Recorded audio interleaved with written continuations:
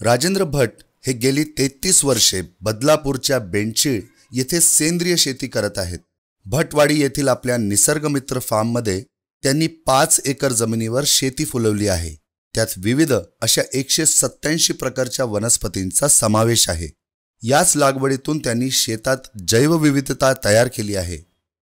परिसंस्था आणि शेती यांच्यातील ताळमेळ कसा साधता येईल या अनुषंगाने राजेंद्र भट यांचं काम सुरू आहे. इकॉलॉजिकल सोसायटी पुणे व Gokhale institute of politics and इकॉनॉमिक्सच्या संयुक्त विद्यमाने आयोजित क्लायमेट रेझिलियंट ॲग्रिकल्चर म्हणजेच जलवायू प्रतिरोधक शेती या विषयावर श्री राजेंद्र भट यांनी आपलं मत व्यक्त केलं.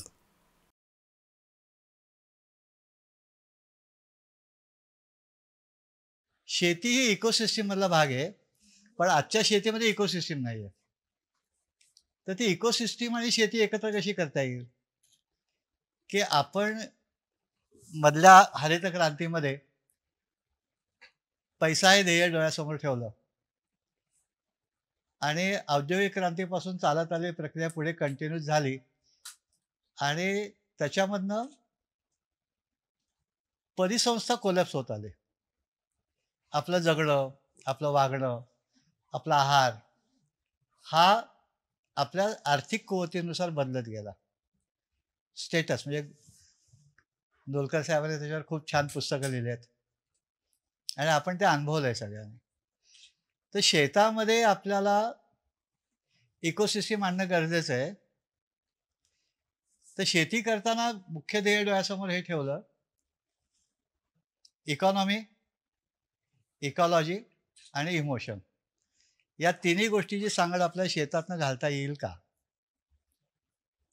तर ते परंपरा तशी आहे, कारण आपले सगळ्यांचे वाडवडील सप्लाय चेन नसल्यामुळे अपरिहार्यपणे त्यांच्या परिसंस्थेत म्हणजे 50 किलोमीटरमध्ये असणाऱ्या गोष्टीतनं स्वतःचं आनंदी जीवन जगत होते. आणि 50 किलोमीटरमध्ये असल्यामुळे त्यांची जगण्याची पद्धत, आहार हा ऋतुकालोद्भव होता. आणि त्याच्यामुळे मेडिकल इंडस्ट्री खूप मोठ्या प्रमाणात कधीच वाढली नाही किंवा वाढायची गरजच पडली नाही. कारण आयुर्वेदाने सांगितलेले जे काही तत्व होती, काय खायचं ते रिजनल, सीझनल आणि ओरिजिनल, ते खात होते. कारण निसर्ग बनवतच नव्हता, निसर्गाला मान्यच नव्हतं. म्हणजे आपण जो निसर्ग जगत होतो तो प्रत्यक्ष अप्रत्यक्ष शेतामधनंच असलेल्या गोष्टीतनं जगत होतो. आणि त्याच्यामुळे आपले सणवार जे काय असतील, त्या सणवाराच्या आहार पद्धती असेल, ती पूर्णपणे शेतातनं येणाऱ्या उत्पादनाशी निगडीत होती आणि त्या ऋतूशी निगडीत होते. म्हणजे उदाहरणार्थ आपण संक्रांतीला गुळाची पोळी खात होतो, की ज्याच्यामध्ये स्नेह वाढला पाहिजे आणि गुळामध्ये ऊर्जा मिळाली पाहिजे. आणि तो तीळ पावसानंतर तयार झाल्यानंतर आपल्याला तो मिळतोय. किंवा दसऱ्याला बासुंदी आणि श्रीखंड असायचं, कारण दूध दुभतं भरपूर असायचं. ओला चारा मिळून दूध दुभतं भरपूर. आणि होळीला पुरणाची पोळी, कारण तूर तयार झालेली आहे. तसे आपल्या शेतातल्या उत्पादनाशी निगडीत असलेले सण, त्याचा आनंद निसर्गाबरोबर घेणं ही परंपरा आहे.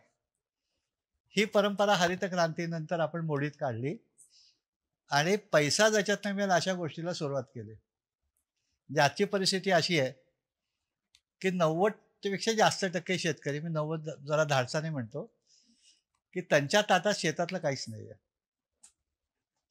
ते विकण्यासाठी करतात आणि जिथे विकण्यासाठी करतात तिथे आत्महत्या असतात. म्हणजे उदाहरणार्थ सोयाबीन आहे तिथे आत्महत्या आहे, कापूस आहे तिथे आत्महत्या आहे. आणि त्याच कापसामध्ये चेतना विकासशील शेतकरी एकही आत्महत्या करत नाही, कारण त्या कापसावर 30 पिकं आहेत की जमिनीची उत्पादकतेपासून मित्र कीटकांपर्यंत असलेली रचना, म्हणजे तिथे इकॉलॉजी आहे. आत्ताच्या शेतीमध्ये इकॉलॉजी नाही आणि ती इकॉलॉजी नसल्यामुळे त्या पिकांना आपल्याला पोषण आणि संरक्षण आर्टिफिशियली द्यायला लागत असेल तर ते पीक खाल्यानंतर मलाही औषध घ्यायला लागणार आहे. साहजिकच आहे, कारण त्याची इम्युनिटीच नाही आहे आणि ती इम्युनिटी तयार करण्याची निसर्गाची जी रचना आहे, निसर्गाच्या बेसिक प्रिन्सिपलमधलं सहजीवन, इंटरडिपेंडन्सी, इंटर रिलेशनशिप ते नाही आहे. जे माझ्या शेतातल्या वांग्याला मित्र नाही आहे, माझ्या शेतातल्या तुरीला मित्र नाही आहे किंवा ज्वारीला मित्र नाही आहे. पण आमचे वाडवडील मिश्र पीक करत होते आणि त्या जमिनीची उत्पादकता, सुपीकता आणि स्वच्छता टिकवत होते. आपल्याला ती परत रिज्युनेट करायची आहे. म्हणजे मला इकॉनॉमी पण मिळाली पाहिजे, इकॉलॉजी पण मिळाली पाहिजे आणि इमोशन पण पूर्ण झालं पाहिजे. तुम्ही इथे का आलात? तुम्ही सगळे का आलात? तुम्हाला मी एकटा बोलणार नाहीये, तुम्हाला पण बोलायचं आहे.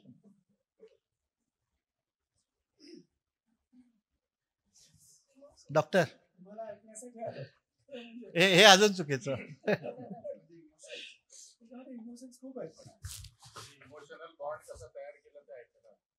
करेक्ट. म्हणजे इमोशन म्हणजे मन.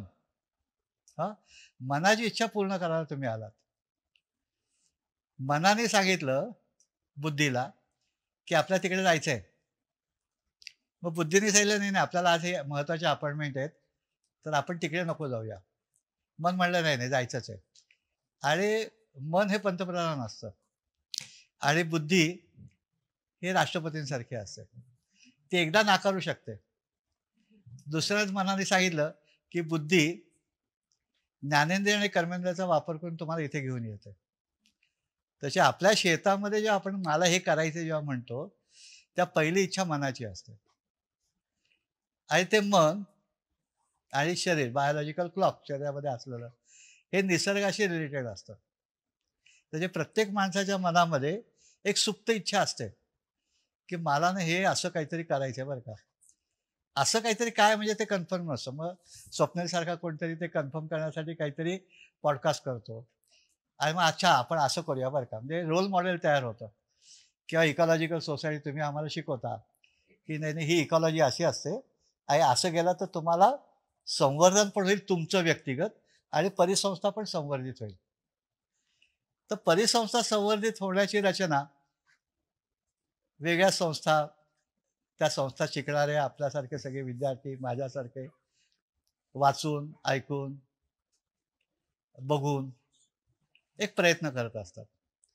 पण ते प्रयत्न करत असताना मी ज्या पद्धतीत वाढलोय त्या पद्धतीमध्ये माझे उपभोग म्हणजे पैसे.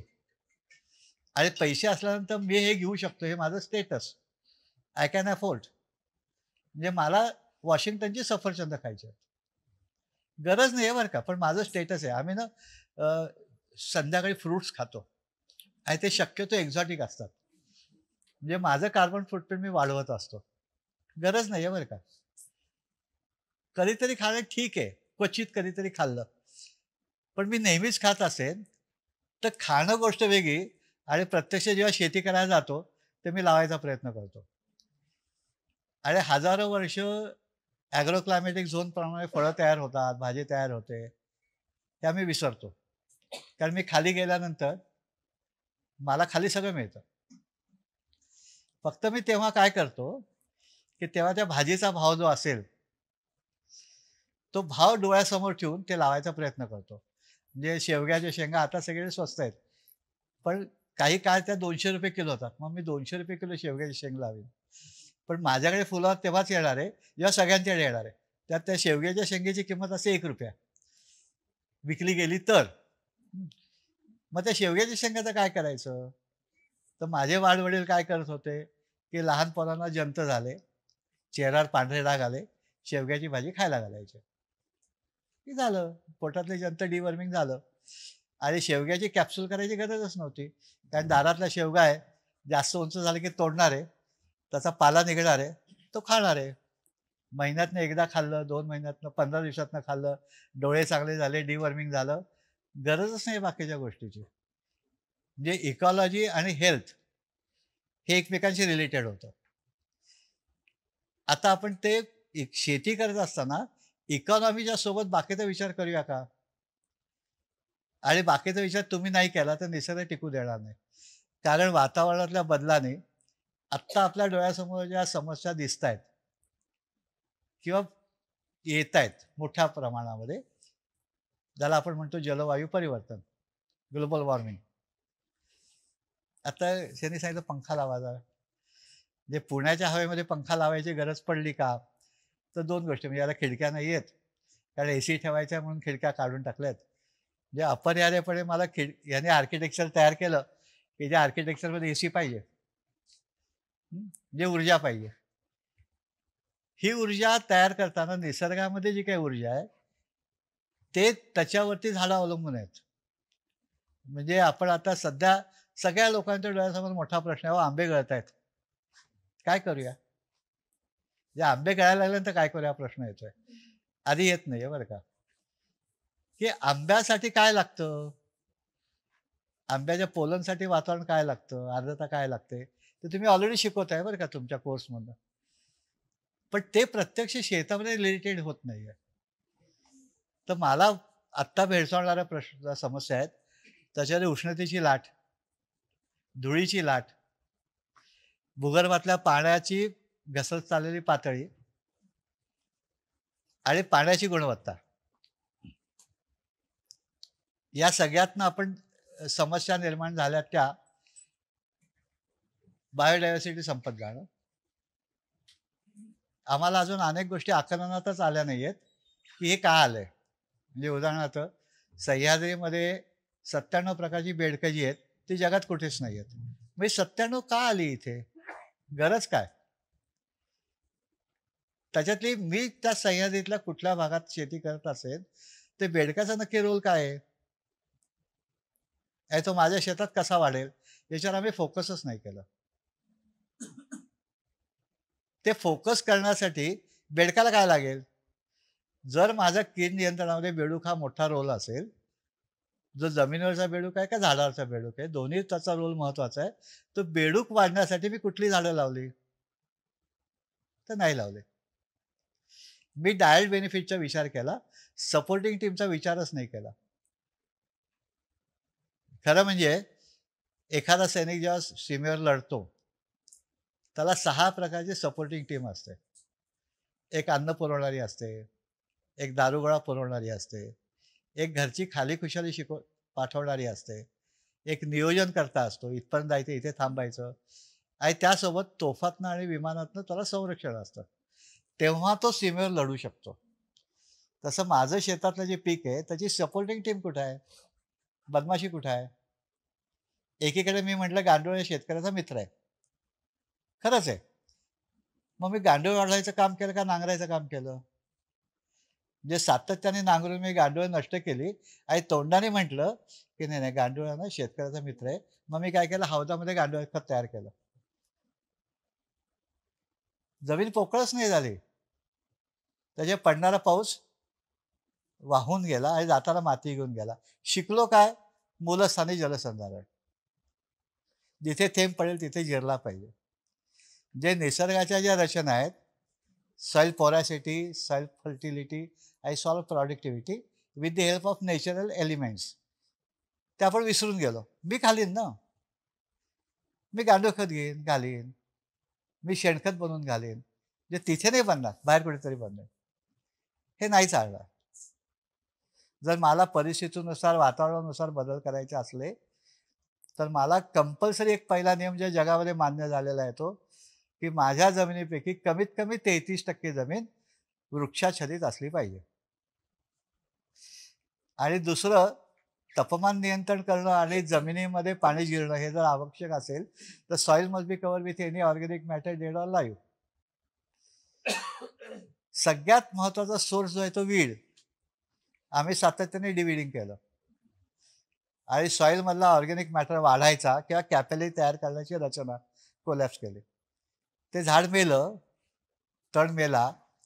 पावसाळी तण मरायच्या आधी हिवाळी तण वाढलेला असतो आणि जेव्हा पावसाळी तण मरतो तेव्हा हिवाळी तण वरती येतो आणि जो मेला आहे त्या तणाची मुळं जमिनीमध्ये कुजत असतात आणि ते कुजताना जे ह्युमिक ॲसिड तयार होतं ते हिवाळी तणाला मिळत असतं, त्याच्या हिवाळी तण जोरात वाढतो.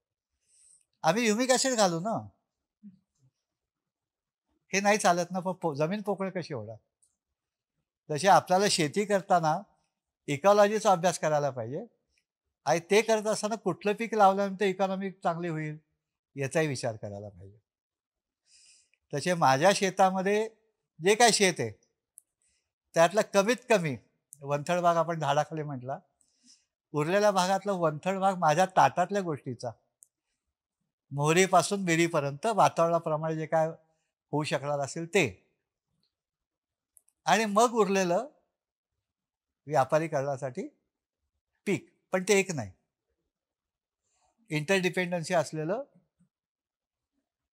स्वतःच पोषण करणारं मल्टीक्रॉप सिस्टीम आणि ते सोबत त्याच्यासोबत शक्य असेल तिथे मल्टीक्रॉपिंग सिस्टीम.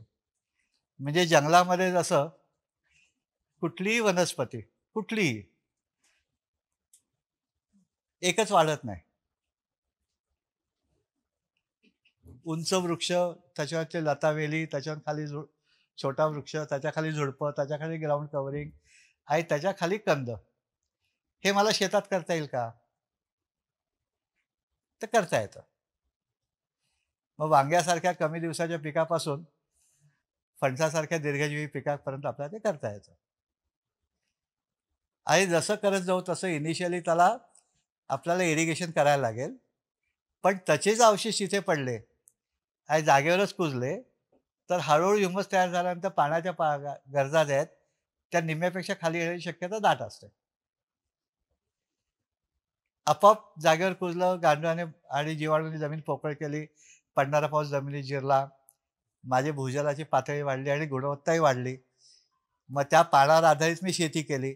जे माझं पाणी पडते 1000 मिलीमीटर आणि मी पावसाची पिकाची रचना केली 5000 मिलीमीटर, तर कधीच बरं होणार नाही. रिजन बेस्ड पाऊस पडतो, त्याच्या निदान 90% एवढीच पाण्याची गरज असली पाहिजे. माझा पाऊस 1000 मिलीमीटर पडत असेल तर माझ्या पिकांची गरज 900 मिलीमीटरच असली पाहिजे. दरवर्षी 10% भूगर्भात पाण्याची जल पातळी सांभाळली गेली पाहिजे किंवा वाढली पाहिजे. ते वाढवणं आणि सांभाळणं हे 100% त्या शेतकऱ्याच्या हातात आहे.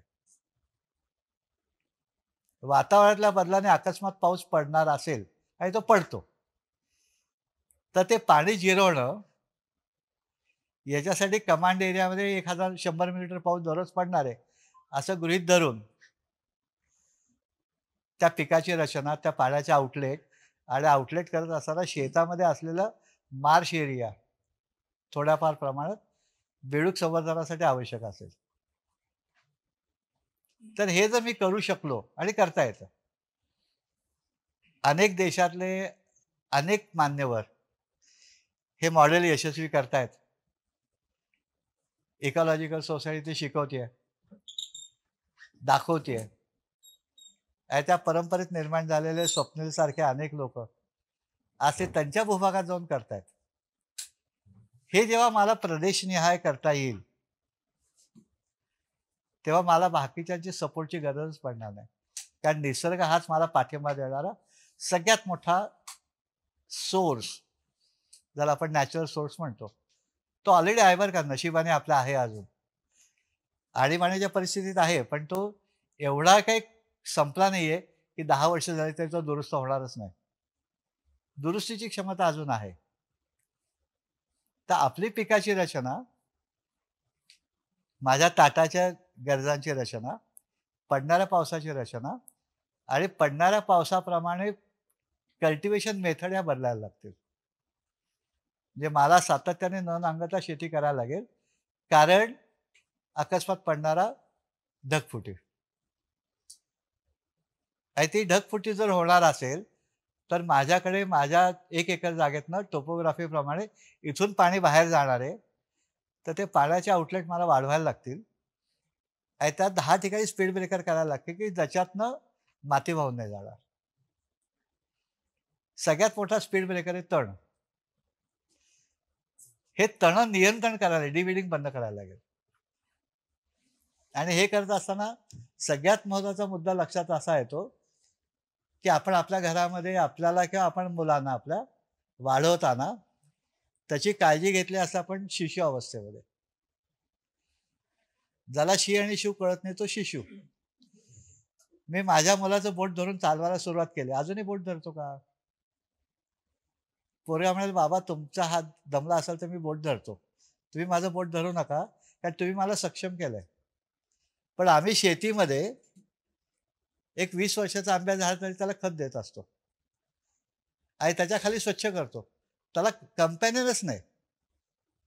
तुम्ही इथे एवढे लोक आहात, कंपॅनियन आहात ना एकमेकांना. सोसायटी कशाला म्हणतात? जी वैचारिक, फिजिकली एकमेकांना मदत करू शकते. ती सोसायटी प्रत्येक सजीवाची असते. त्या सजीवाचा, मी लावलेल्या सजीवाचा आंब्याचा कम्फर्ट झोन काय आहे? नारळाचा कम्फर्ट झोन काय आहे? त्याचे मित्र कोण आहेत? ते कसे वाढतील? ते वाढले तर नारळाचं उत्पादन वाढेल ना, काही न करता. मी नारळाचं उत्पादन माझ्या मनाप्रमाणे ठरवतोय, की मी खत घातलं की वाढेल, मी पाणी दिलं की वाढेल. नक्की वाढेल. पण किती दिवस घालणार आहे? म्हणजे किती दिवस माझा पोरगा हातात कप घेऊन दूध प्यायला लागलाय तरी मी त्याला चमच्याने भरवणार आहे? असं नाही चालणार ना. निसर्गाच्या रचना ज्या आहेत, त्या रचना अजूनपर्यंत तरी परिपूर्ण आहेत. ती परिपूर्णता निर्माण कशी होते, कशामुळे होते, हे शिकवणाऱ्या असंख्य वेगळ्या संस्था आपल्या आजूबाजूला असतात. आपण तिकडे बघत नाही, कारण आपल्याला विज्ञानाने आणि आपल्या शिक्षणाने असं वाटतं, मला सगळं येतं. नवीन काय आहे त्याच्यात? ज्याला काही येत नाही तो शेती करतो. म्हणजे काय, बी पेरलं की झाड उगवतो. ते आपोआप वाढतं. मग खत का देतो बाबा? नाही, ते जोरात वाढलं पाहिजे ना. म्हणजे जोरात नाही वाढलं पाहिजे. मला पाहिजे तेवढी फळं दिली पाहिजेत म्हणून.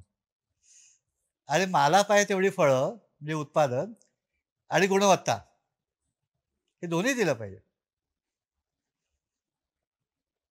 निसर्गाच्या नियमानुसार क्वालिटी अँड क्वांटिटी हे व्यस्त आहे. क्वांटिटी पाहिजे का क्वालिटी पाहिजे? नाही, मला क्वालिटी पण पाहिजे, क्वांटिटी पण पाहिजे. इट इज इम्पॉसिबल ना. तो कमी येतो म्हणजे मार्केटच्या नियमानुसार डिमांड जास्त आहे पण कमी आहे म्हणून त्याचा भाव जास्त आहे. मग रायवळा भाव नाहीये. भाव नाही हा विचार घेतला की आपण खड्ड्यात जातो. रायवळचा उपयोग आहे का? आहे. का उपयोग आहे? तर म्हणे आपण कलम केली, ती खूप म्हातारी झाली आहेत. त्याचे पोलन सक्षम नाही आहेत. मग रायवळ लावला की पोलनेशन होईल आणि हापूसला पण छान फळं लागतील.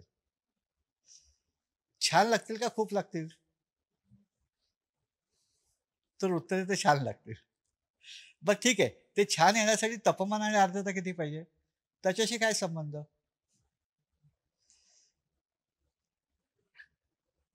आणि आमच्या फंटॅस्टिक कल्पना असतात. खरंच फंटॅस्टिक असतात. आणि अशा फंटॅस्टिक कल्पनामधनं काही कॉन्क्रीट होतं हे पण मान्य आहे. पण त्या फंटॅस्टिक कल्पना तिथे करायला गेल्यानंतर डार्विनने जो नियम सांगितला ना, की सर्व्हायव्हल ऑफ फिटेस्ट, तो माझा गाववाला मला हसत असतो.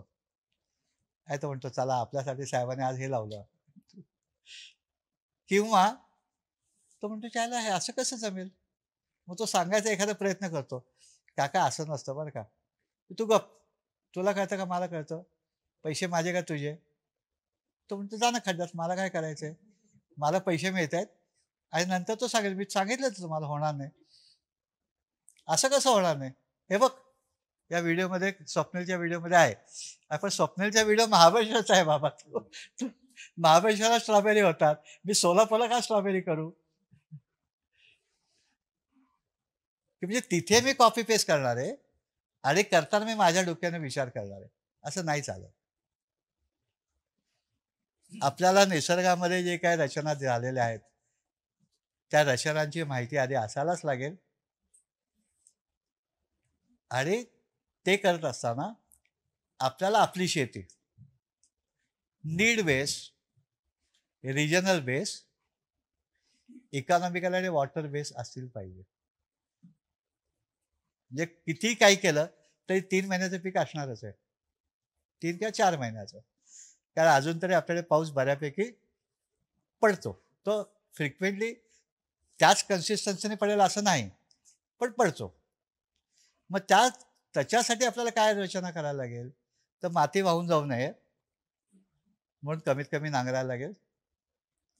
आणि त्याच वेळात त्या बेडमध्ये वाफसा कंडिशन म्हणजे मुळांभोवती असणारी जीवाणूंसाठी लागणारी ॲरोबिक कंडिशन ती तयार करायला लागेल. ती तयार होते, आपण करायला लागत नाही. पाण्याचा निचरा आणि पाण्याचा साठा असं दोन्ही एकाच वेळेस करता येईल अशी जमिनीची रचना करायला लागेल. आणि त्यासोबत आपल्याला जसं जंगलामध्ये एकाखाली एक वाढतं, तसं त्या पिकाच्या भोवती वाढणारं काहीतरी करायला लागेल, की जे उदाहरणार्थ आपण असं घेऊ, की आंब्याचं झाड मोठं झालंय, 10 वर्षाचं आहे. मग आंब्याच्या खाली सावलीमध्ये मी जर कोकणात असेल तर मी तिथे खाली अननस लावेन, सावलीचा उपयोग करेन. कमी पावसाच्या प्रदेशात असेल सर्पगंधा लावेन. म्हणजे त्या सावलीमध्ये उत्पादन घेता येईल का? निसर्गामध्ये प्रत्येक स्क्वेअर इंचामध्ये दाभोळकरांचं गोळे सरांचं एक पुस्तक होतं. त्यांनी प्रत्येकाने स्वतःचे मत कसे घडलं याचं लिहिलं होतं. मला वाटतं निसर्गभान असं काहीतरी पुस्तकाचं नाव होतं. त्यात त्यांनी असं म्हटलं होतं की निसर्गामध्ये in the rain forest 1 cubic मीटरमध्ये 2 किलो 400 ग्रॅम अन्नाची निर्मिती होते. आणि विथ ऑल इनपुट्स शेतीमध्ये 600 ग्रॅमची होते. असं का होतं? तर तसं हे त्यांनी उत्तर असं दिलं होतं की निसर्ग हा घनमीटरमध्ये काम करतो आणि शेती स्क्वेअर मीटरमध्ये काम करते. ती घनमीटरमध्ये कन्व्हर्ट करता येईल का? तर येईल. 2 किलो 400 ग्रॅम नाही, पण 1 किलो 200 ग्रॅम नक्की होईल. म्हणजे without input, with all inputs वापरलेल्या 600 ग्रॅमच्या दुप्पट विदाऊट इनपुट मला घेता येईल.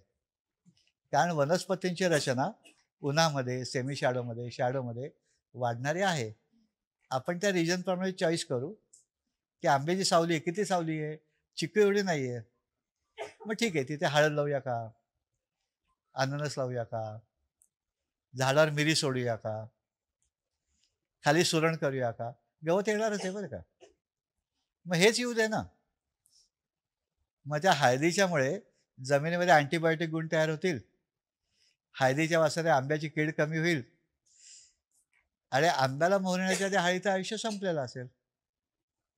म्हणजे मला खाली हळद इन्व्हाइट करेल गांडुळांना आणि जमीन पोकळ होईल, सच्छिद्र होईल आणि नांगरायला लागायची गरज नाही. हळद लावण्यापुरता खड्डा खणला, काम झालं. आणि एकदा सावली असल्यामुळे त्याच्यात वीड्स येणारच नाहीत. समजा आले ते एकदा कंट्रोल केल्यानंतर हळद जोरात वाढणार आहे, कारण हळदीला सावली चालते. सुरण वाढणार आहे, सुरणाला सावली चालते.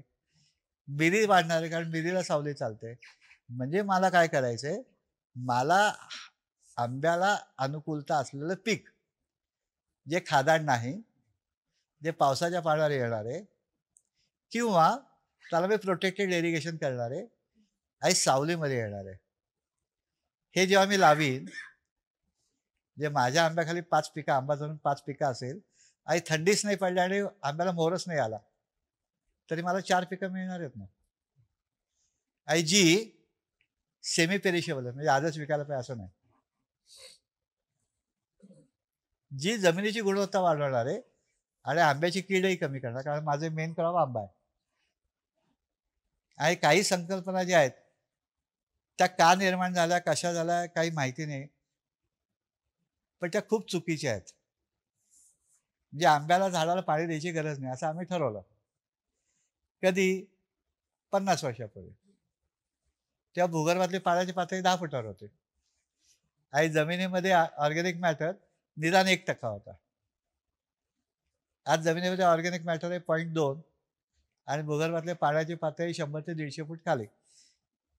मग त्या आंब्याला मला जो उत्पादन घ्यायचं असेल, जे त्याला पेलवान करायचं असेल, तर मायक्रोबियल ॲक्टिव्हिटी वाढण्यासाठी मला इरिगेशन करायला लागेल. Is called a protected irrigation. ते मी दिलं, त्याचे प्रयोग झालेले आहेत की ते दिल्यानंतर आंब्याची द्राक्षाच्या घडासारखी मणी कैऱ्या काढायला लागतात. रेकॉर्ड आहे. हे सगळं मी कधी शिकणार? का मी धरून बसणार, माझे आजोबा आंब्याला पाणी देत नव्हते, मी पण नाही देणार. काही हरकत नाही बाबा, पण आजोबा आंबे विकत नव्हते. आणि आजोबांच्या खोली खोली असायची आडी लावलेली, आणि ते सगळ्यांना शेजारच्या शेतकऱ्याला पण ते आंबे वाटत होते, नातलगांपासून सगळ्यांना. म्हणजे मला आठवतं, मी नारायणपेठेत राहत होतो. आमची मारुंजेला शेती होती. ते एक आंब्याची खोली असायची. म्हणजे आम्ही सगळे नातवंड उठलं, की पहिलं आंब्याच्या खोलीत जायचं, दातबीत नंतर घासायचे. पहिले आंबे खायचे आणि घरातल्या सगळ्या सुना दिवसभर चुलीच्या पुढे त्या आंब्याचा रस आठवत असायच्या. म्हणजे एकीने स्वयंपाक करायचा, दोघींनी आंब्याचा रस आठवायचा, एकीने पत्रावरती ते परातीत वाळत घालून ठेवायचा. हे काम असायचं आणि तो आंब्याची पोळी वर्षभर खायची. आता हे सुवर्ण दिवस होते का आम्ही घालवले का गेले? परत आणता येतील का? तर आणता येतील. मग त्या आंब्याला परागीभवन करण्याला मला डंखविरीत मधमाशी ठेवायला लागेल, की जी ठेवली की परागीभवन होणार आहे आणि क्वालिटी ऑफ पराग मिळाल्यानंतर आंब्याची गुणवत्ता पण वाढणार आहे. हे मला करता येईल का? तर येईल. की वातावरण नसेल तरी ठीक आहे, मला ती पेटी मिळते का? मिळते. ओके. त्या मधमाशीला वर्षभर फुलं कुठले लागणार आहेत? ती मी पेरीफेरीला लावली शेताच्या, जे या हॉलला असलेली भिंत. तर तिथे मधमाशीचं जेवण मिळेल. हवेतली उष्णता कमी येईल, वारा वादळ कमी येईल, धुळीची वादळ कमी येतील. जे मला माझ्या शेतीची रचना करताना 2 रचना करायला लागतील. जसं अभयारण्यामध्ये असते तशी, कोअर झोन आणि बफर झोन. बफरमध्ये माझी सपोर्टिंग टीम आणि कोअरमध्ये माझी पिकं. आपण जेवतो कशाने हो? अन्न म्हणजे काय? तुम्ही तुम्ही तुम्ही आता अन्न म्हणजे काय सांगितलं? ऊर्जा. अन्न म्हणजे ऊर्जा. फक्त भोजनात नाही का, मेंदूतनं पण आहे? ऊर्जा सगळ्या प्रकारची. करेक्ट. मग भोजनाची आपण शेतात घेऊन अजून कुठल्या ऊर्जा आहेत ते विचारलं मी. आपल्या डोळ्यासमोर आतापर्यंत चित्र आहे, अन्न म्हणजे ऊर्जा. ऊर्जा म्हणजे अन्न. त्या ऊर्जेतला एक भाग अन्न आहे, जे फिजिकली आपण खातो ते. अजून काय ऊर्जा? सूर्यप्रकाश. अजून काय आहे? पंचेंद्रियाचे उपभोग काय आहेत?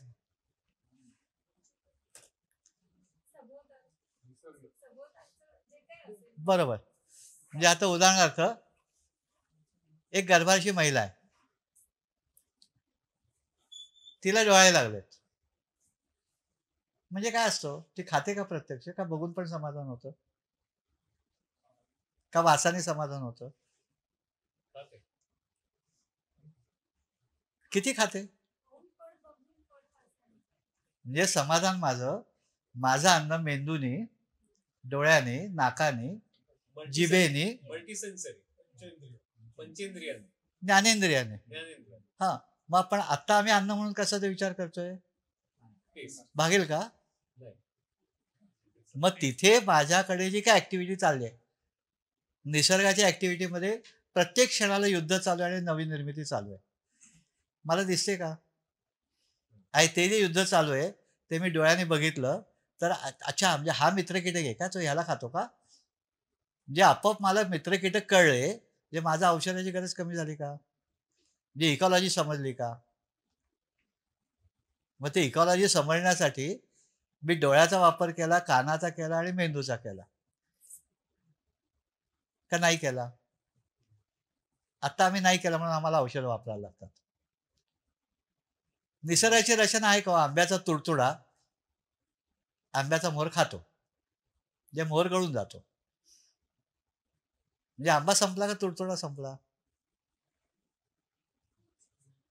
दोन्ही नाही संपले. म्हणजे निसर्गाच्या रचनेमध्ये स्वनियंत्रित निसर्ग आहे. म्हणजे काय आहे की जीवजीवस्य जीवनम आहे. त्याला खाणारा कोणतरी आहे. तो खाणारा माझ्या शेतात राहील का? ज्याला आपण शिकलो फूड चेन. मग ते फूड चेन माहिती आहेत का? मला साप दिसला की मी त्याला हाणणार. म्हणजे साप हा माझे उंदीर खायला येणार आहे, उंदीर हा शेतीचा मोठा शत्रू आहे असं मी गृहीत धरलंय. मग साप आला पाहिजे का गेला पाहिजे? आला. आला पाहिजे. मी सापाला येऊ देतो का? नाही येऊ देत. ओके. साप आला की मुंगूस येतो का? येणार. की ठीक आहे. उंदराला घोरपड पण खाते. मग घोरपड येऊ देतो का? का घोरपडच पकडून खाऊन टाकतो? सापाला खात नाहीत अजून आपल्याकडे म्हणून तो वाचलाय जरा. आणि नको त्या कल्पना आपण विकसित केल्या किंवा झाल्या, की भारतातल्या शेती पद्धतीमध्ये सगळे आपले पूर्व शेतकरी होते. तर शेतीची समृद्धी म्हणजे लक्ष्मी. लक्ष्मी म्हणजे पैसे नाहीत. लक्ष्मी म्हणजे समृद्धी. लक्ष्मीचं वाहन काय आहे? घुबड. आहे का शेतात घुबडाला राहायची सोय? का घुबड वाईट समजलं? आपण युट्यूबमध्ये बघणार मलेशियामध्ये ना ते घुबडं पाहतात. जे नारळाच्या बागेतलं उंदराचं नियंत्रण होतं. आणि माझ्याकडे काय? घुबड दिसलं की हाणायचं. ते असं मान वळवलं की मालक मरतो म्हणे.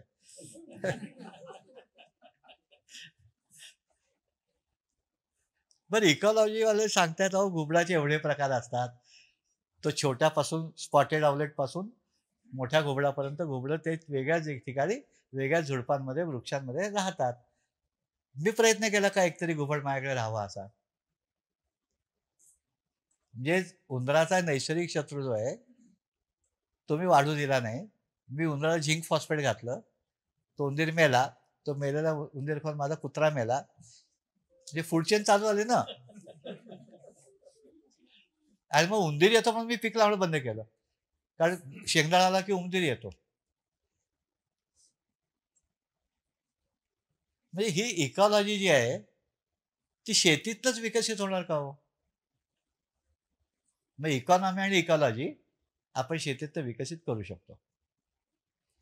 आणि ती इकॉलॉजी कशी विकसित करायची तुम्ही ऑलरेडी शिकताय. आपल्याला सगळ्या गोष्टी पाहिजेत. आणि दुर्दैवाने असं झालं की ज्याला बुद्धी चालते. बुद्धी किती प्रकारची असते हो?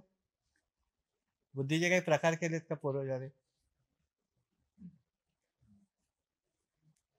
बुद्धीचे काही प्रकार आहेत का?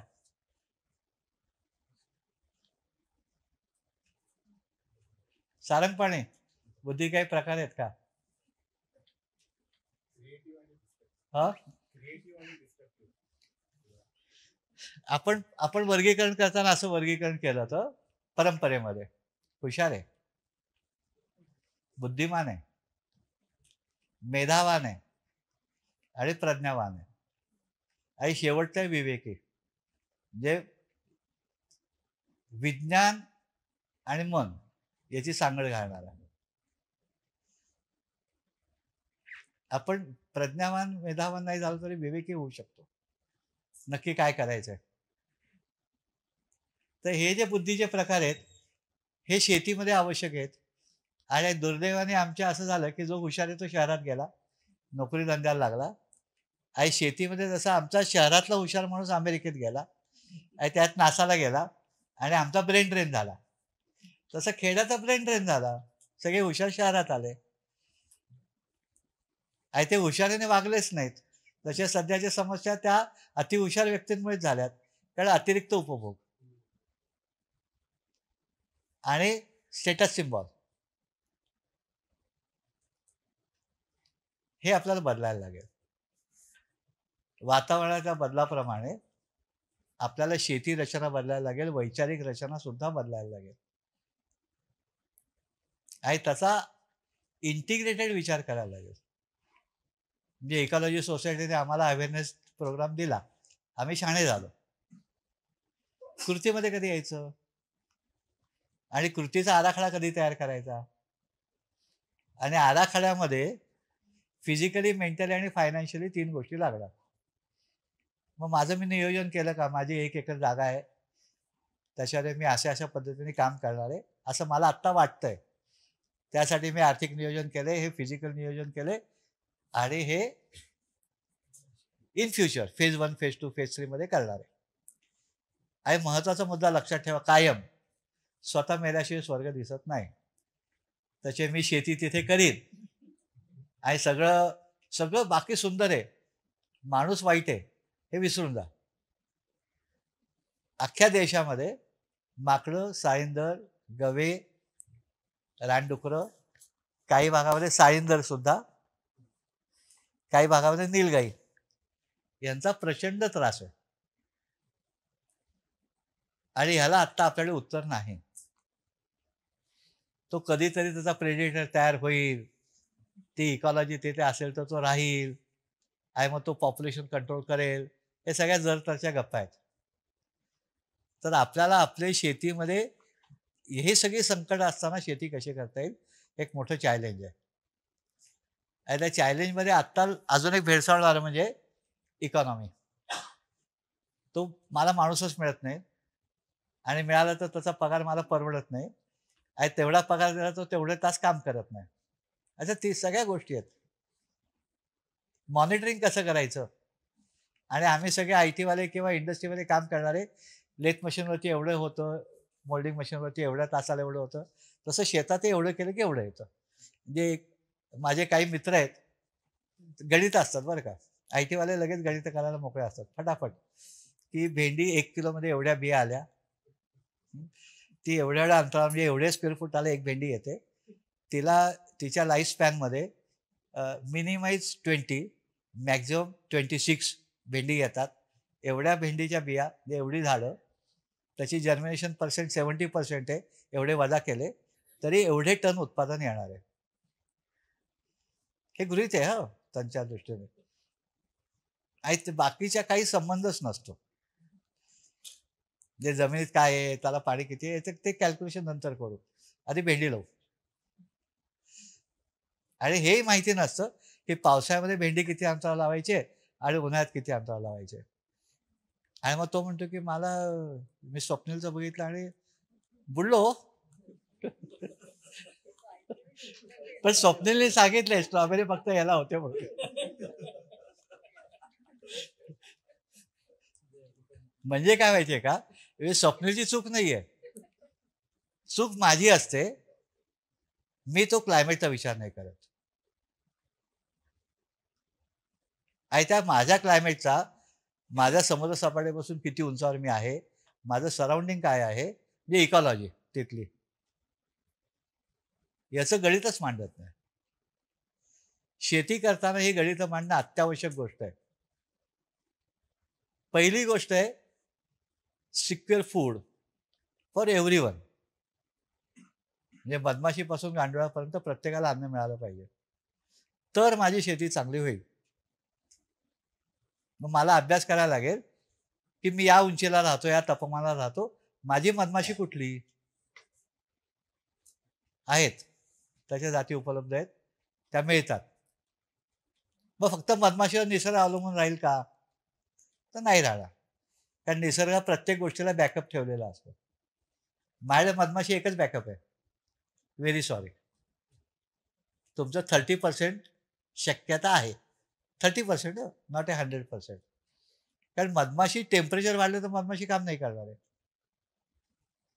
आणि मिलीफेर आणले तर नक्कीच नाही करणार आहे, कारण ती वरती उडणारच नाही.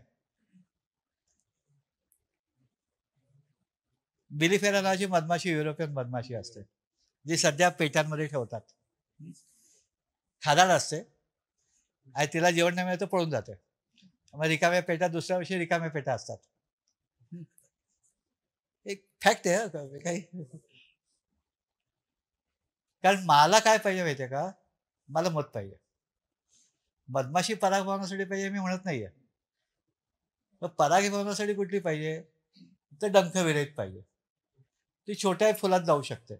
मग तिच्या कॉलनी खूप ठेवता येतील, पण ती कुठे मध देते, मग मला नको. जे आमचं येऊन जाऊन गणित कुठे असतं, मधमाशी पाहिजे, पण ते मध किती मिळतं याच्याशिवाय. उत्पादन वाढीसाठी मधमाशी नको आहे. तर ह्या सगळ्या गोष्टी इकॉलॉजीच्या गोष्टी, इकॉलॉजीमधले महत्त्वाचे घटक, त्याचे पर्यायी व्यवस्था, त्याची पर्यायी व्यवस्था, अशा किमान 4 शाखा असतात. किमान त्यातल्या 2 तरी माझ्याकडे असायला हरकत नाही ना. मग मला गुरुदास मुलकरांना किंवा या दोघे केतकी आणि मानसेना धरून ठेवायला लागेल की कुठली झाडं लावू, किंवा त्यांनी जे प्रकाशित केलेलं आहे त्याचा अभ्यास करायला लागेल. आणि हे ठरवायला लागेल मी सोलापूरला आहे तर कुठलं, आम्ही सिंधुदुर्गमध्ये ते कुठलं आणि पालघरला आहे तर कुठलं. सगळ्या ठिकाणचं वेगळं आहे. काही कॉमन असतील पण त्याच्या प्रजाती आहेत. सगळ्यांना एकच औषध नसतं. ॲलोपॅथी नाही. भारतीय परंपरेमध्ये वैद्य नाडी बघतो आणि स्वतःला वेगळे औषध देतो. आहे दोष तीनच: वातपित्त कफ. सगळे तीन आहेत बरं का. उत्पत्ती स्थिती लय, वातपित्त कफ आणि ब्रह्मा विष्णू महेश. सेम कामं. उत्पत्ती स्थिती लय आणि त्या तिघांच्या लक्षावधी टीम्स आहेत. उत्पत्तीसाठी लक्षावधी टीम, स्थितीसाठी लक्षावधी टीम आणि नाशासाठी मग ते शेणखतात किडे झाले की आमचा जीव घाबरवतो. आणि सर ते शेणात किडे झालेत, मग काय प्रॉब्लेम आहे? नाही ते झाडाला खातील. ते शेण खायला झाडाला कशाला खातील हेच माहिती नाही आम्हाला. मग हे माहिती करून घ्यायला लागेल. म्हणजे मला काळानुसार जेव्हा शेती करायची तर बेसिकली 3 गोष्टी शेतीवरती असतात. दाभोळकर सरांनी ज्या काय मांडल्या त्या, की जे दिसत नाही ते महत्वाचं आहे. म्हणजे स्वयंपाकातलं मीठ दिसतं का? पण ते मीठ स्वयंपाकाची रुची घालवतं का? तसा जीवाणू दिसतो का? तर जीवाणू दिसत नाही. म्हणजे न दिसणारा घटक आपल्याला महत्वाचा आहे. म्हणजे शेती करायची असेल तर मॉइश्चर, ऑर्गॅनिक मॅटर, टेम्परेचर आणि मायक्रोब्स या 4 गोष्टी खूप महत्वाच्या. आणि त्याच्यासोबत दाभोळकर सांगितणारे तत्व, agriculture is nothing else but harvesting the sunlight. म्हणजे तिथे ऊन किती मिळत आहे आणि ते आपल्या नशिबाने भारतामध्ये जी प्रचंड बायोडायव्हर्सिटी आहे त्यातल्या सावलीतल्या, अगदी खूप सावलीतल्या वनस्पती आपल्याकडे आहेत. त्या आपण त्याचा पूर्वजांनी आपल्याला वापर औषधासाठी, खतासाठी, जमीन सुधारण्यासाठी, अन्नासाठी, गांडुळाच्या अन्नासाठी, मधमाशीच्या अन्नासाठी शोधून ठेवलेलं. आपल्याला काय करायचंय? फक्त रेकॉर्ड बघायचा आणि इम्प्लिमेंट करायचा प्रयत्न करायचा. समस्या इथे सुरुवात होते की आम्हाला कळतं आणि आम्हाला असं शिकवलंय की तुमच्या पूर्वजांना अक्कल नव्हती.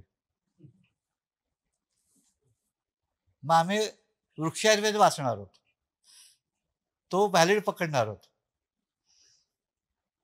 मग आजचा वृक्षायुर्वेद काय आहे?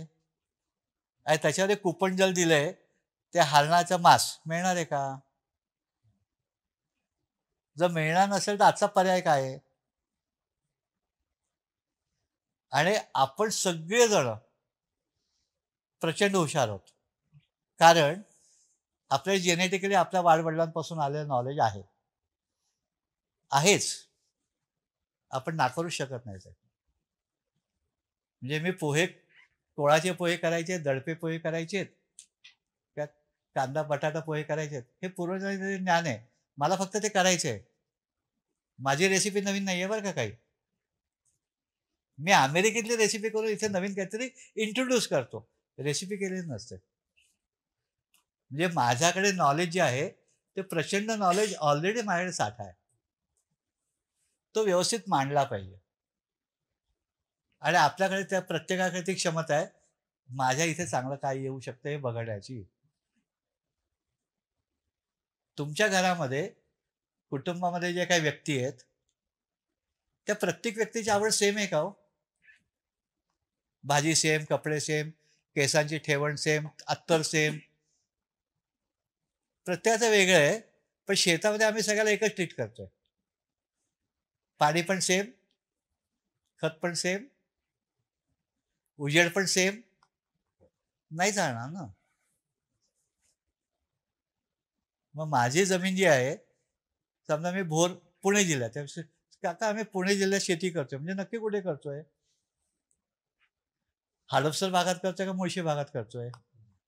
2 वेगळे झाले ना भाग ते, रेनफॉलच्या दृष्टीने.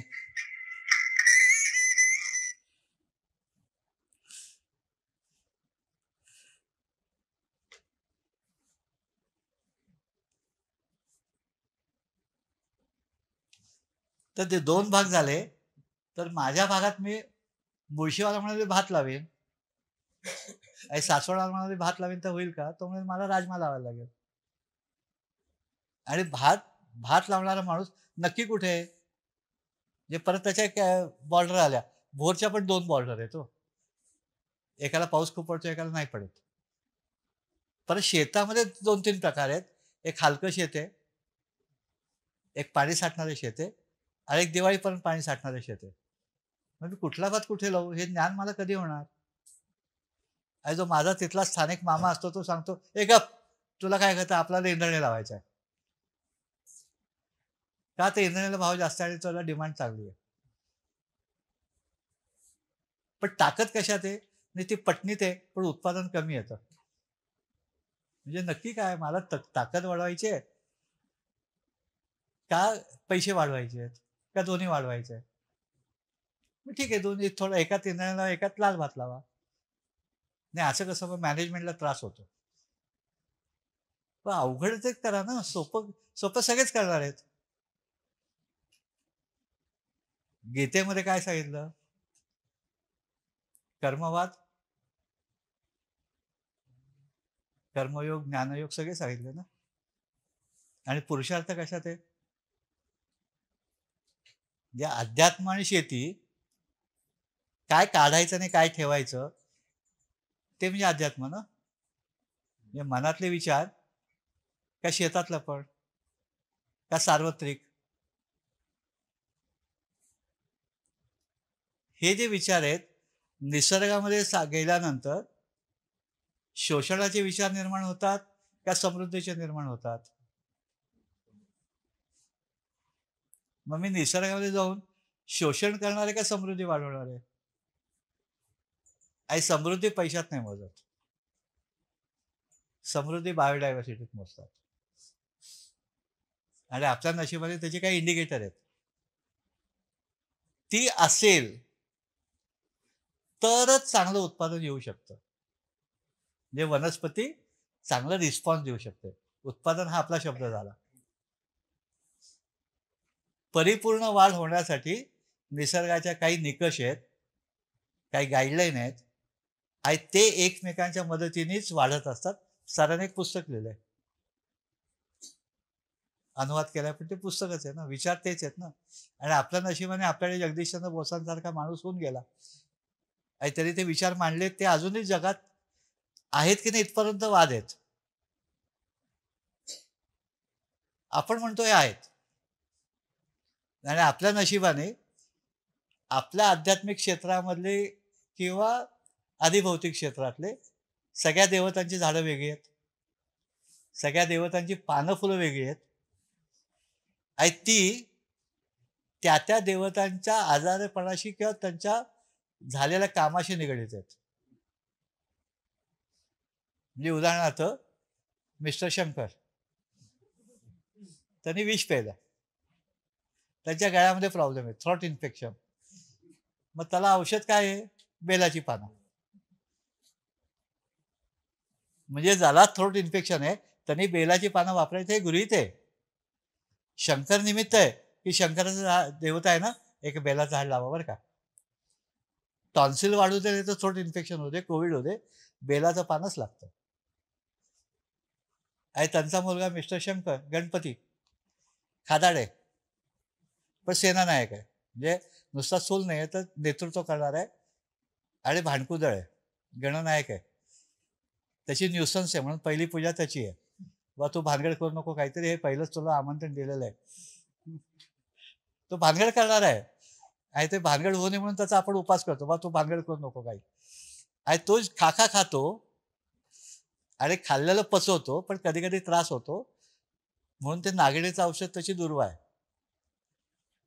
ते गणपतीला दुर्वाच का? तर पोटाचे विकार चालू आहेत म्हणून दुर्वा आहे. आणि ती फूड चेन मिस्टर शंकर फॅमिलीत पण आहे की मिस्टर शंकर बसलेत नंदीवर, त्यांची बायको डोळा लावून बसले, त्याचं वाघ बैलावर, शंकरजींच्या गळ्यात आहे नाग, त्याचा डोळ्याच्या उंदरावर आहे. दुसऱ्या पोराचं वाहन आहे मोर, तथा डोळ्याच्या नागावर. म्हणजे या फूड चेन आहेत त्या देवदत्तनं आपल्याला दाखवल्या आहेत आणि त्या एकमेकांवरती कशा अवलंबून आहे तेही दाखवलंय. आम्ही त्या दृष्टीने विचारच नाही केला ना. म्हणजे इकॉलॉजी आहे, शेताची इकॉलॉजी आणि पर्यावरणाची इकॉलॉजी दोन्ही सारख्याच आहेत. कारण वनस्पती आपण त्या खाद्य बनवल्या त्या आधीच्याच आहेत आणि त्या आधीच्या असताना जे उदाहरणार्थ ऋषीपंचमीला देवभात, त्याचं पक्ष्याने बी नाही खाल्लं का हो? उंदराने नाही खाल्लं, पक्ष्याने नाही खाल्लं, तरी ते कसं आलं गवत उगवून भाताचं? आणि फुकुओकानं कसं दिसलं न नांगरलेल्या जमिनीवरती उत्तम भात? अख्खं पुस्तक झालं वन स्टार रिव्होल्युशन. जे वापसा कंडिशन असेल तर चांगलं होतं आणि त्यांच्या पद्धतीने पाणी सोडलं आणि पाणी बांधणं आणि क्रॉप रोटेशन. आमचे पूर्वज क्रॉप रोटेशन करत होते, आम्ही का विसरलो? म्हणजे पीक रचनेमध्ये ग्लोबल वॉर्मिंगला जर मला मदत थांबवायचं असेल तर soil bond nutrient management with the crop होईल का? इंटरडिपेंडंट क्रॉप करून होईल का? वांग्याच्या सोबत 60-70 दिवसाचं मूग लावून होईल का? तर 70 दिवसाने वांग्याला हार्वेस्टिंग होणार आहे, तो पण मूग आणि चवळी संपणार आहे. आणि दोन्ही ट्रॅप क्रॉप पण आहेत, जे वांग्याची कीड त्याच्यावर जाणार आहे. हे मला करता येईल का? कारण दिवसेंदिवस जे काही बदल होणार आहेत त्या बदलामुळे 3 महत्त्वाचे मुद्दे लक्षात ठेवा. सगळ्या सायंटिस्टनी सांगितले आपल्याला, 1° तापमान जर वाढलं तर 16% इव्हॅपोरेशन वाढतं. म्हणजेच जलचक्रातला आपण लक्षात घेऊया, आपल्याला शिकवलेलं आहे, पाण्याची वाफ झाल्याने पाऊस पडून खाली पडले म्हणजे 16% पाऊस वाढणार आहे. त्याच काळामध्ये 100 दिवसांनी तो 60 किंवा 70 दिवसात पडणार आहे. भारत सरकारने असं म्हटलंय की 1.6 टेम्परेचर वाढलंय, म्हणजे 25% पाऊस वाढलाय. फक्त पाऊस वाढतो का आर्द्रता पण वाढते? आणि या दोन्हीशी निगडीत कीटकसृष्टी अवलंबून आहे. 1° तापमान वाढलं तर सकिंग पेस्टच्या 4च्या ऐवजी 7 पिढ्या तयार होतात. सकिंग पेस्ट आणि मित्रकीटकांच्या कमी होतात. म्हणजे मला चॅलेंज जे आहे ते कीटकांचं पण आहे आणि त्याच्यासोबत हे कीटक संवर्धनाचं पण आहे. त्याची माझ्याकडे मोठी जबाबदारी आहे. मी म्हणजे प्रत्येक शेतकऱ्याकडे येणाऱ्या भविष्यातली सगळ्यात मोठी अडचण जी आहे ते GMO सीड. आपल्या वाडवडिलांनी जपलेल्या 5-6 हजार प्रकारच्या बिया आपण जर काही केलं नाही तर काही हजार वर्षाचा संग्रह 10 वर्षात संपेल. ही परिस्थिती आत्ता आहे. त्याचे आपण जागे होऊया, प्रयत्न करूया. अवघड आहे, पण प्रयत्न केला तर आपल्याला नक्की शक्य आहे. आपण जिथे आहोत तिथली जी काही स्थानिक वाहनं आहेत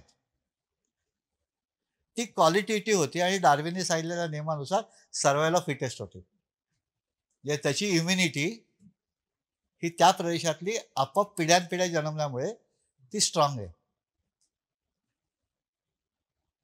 ज्याला पाश्चात्य देशामध्ये हेअरलूम सीड म्हणतात आणि आम्ही विद्यापीठावर किंवा शेती उद्योगावर अवलंबून असतो बियाण्यासाठी, तर नाही चालणार.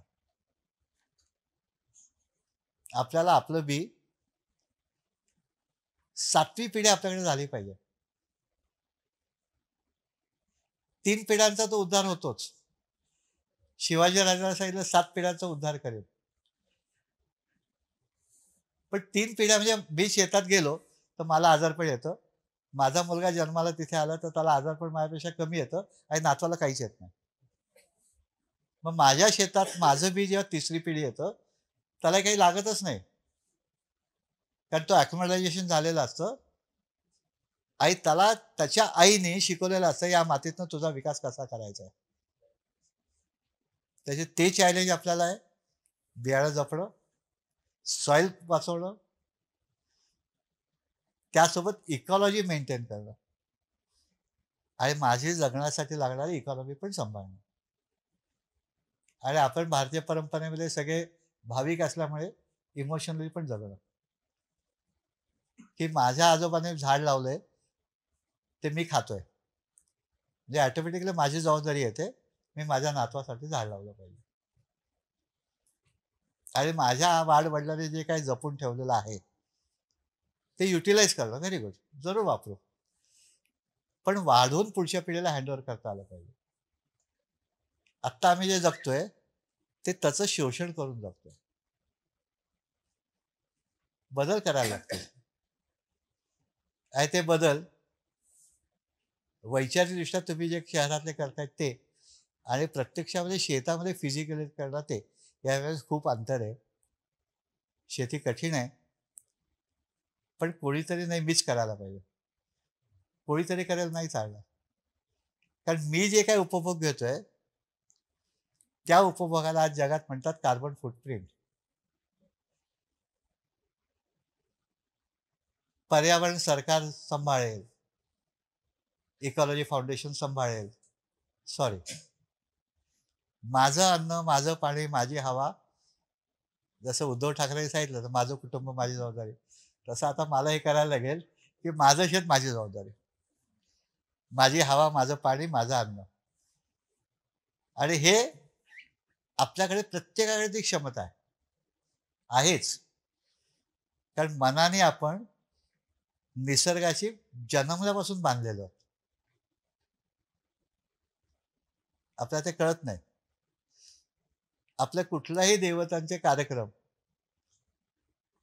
तांदूळ, आंब्याचं पान, नारळ, सुपारी, विड्याचं पान, हे असे होतच नाही. तुळशीचं पान, आणि हे सगळे सकारात्मक ऊर्जा देणारे वनस्पती आहेत. आपल्या सगळ्या साधू संतांना दृष्टांत वनात झालाय. कालचा आपला वनदिन होता, आज जलदिन आहे आणि उद्या हवामान दिन आहे. हे तिन्ही प्रत्येक मीच्या इकॉनॉमी, इकॉलॉजी आणि इमोशनवर अवलंबून आहे. हे दुसरं कोणीही करू शकणार नाही, आपल्याच करायला लागेल. आणि मला खात्री आहे की इथे बसलेले हे 100% करू शकतात, कारण त्यांची वैचारिक धारणा तशी आहे. ती वैचारिक धारणा तयार करण्यासाठी लागणारं फीडबॅक, इथे पुरवणारी यंत्रणा आहे. आणि सातत्याने एखादी संस्था ज्या काम करते आणि टिकते, याचा अर्थ समाजाला तिची गरज आहे.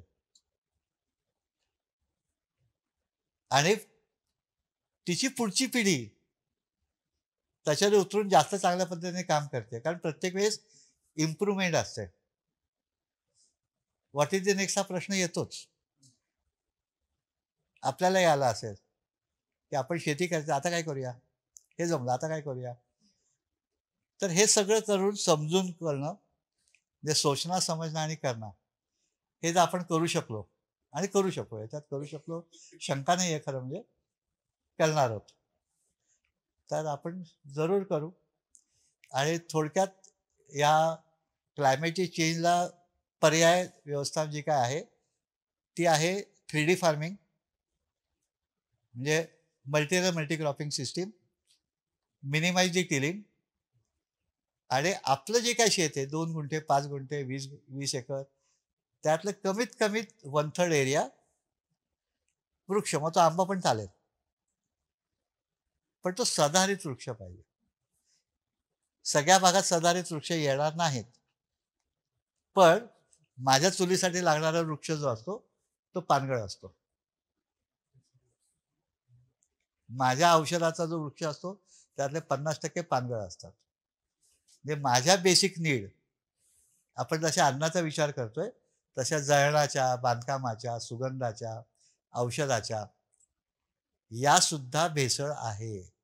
औषधामध्ये सुद्धा भेसळ आहे.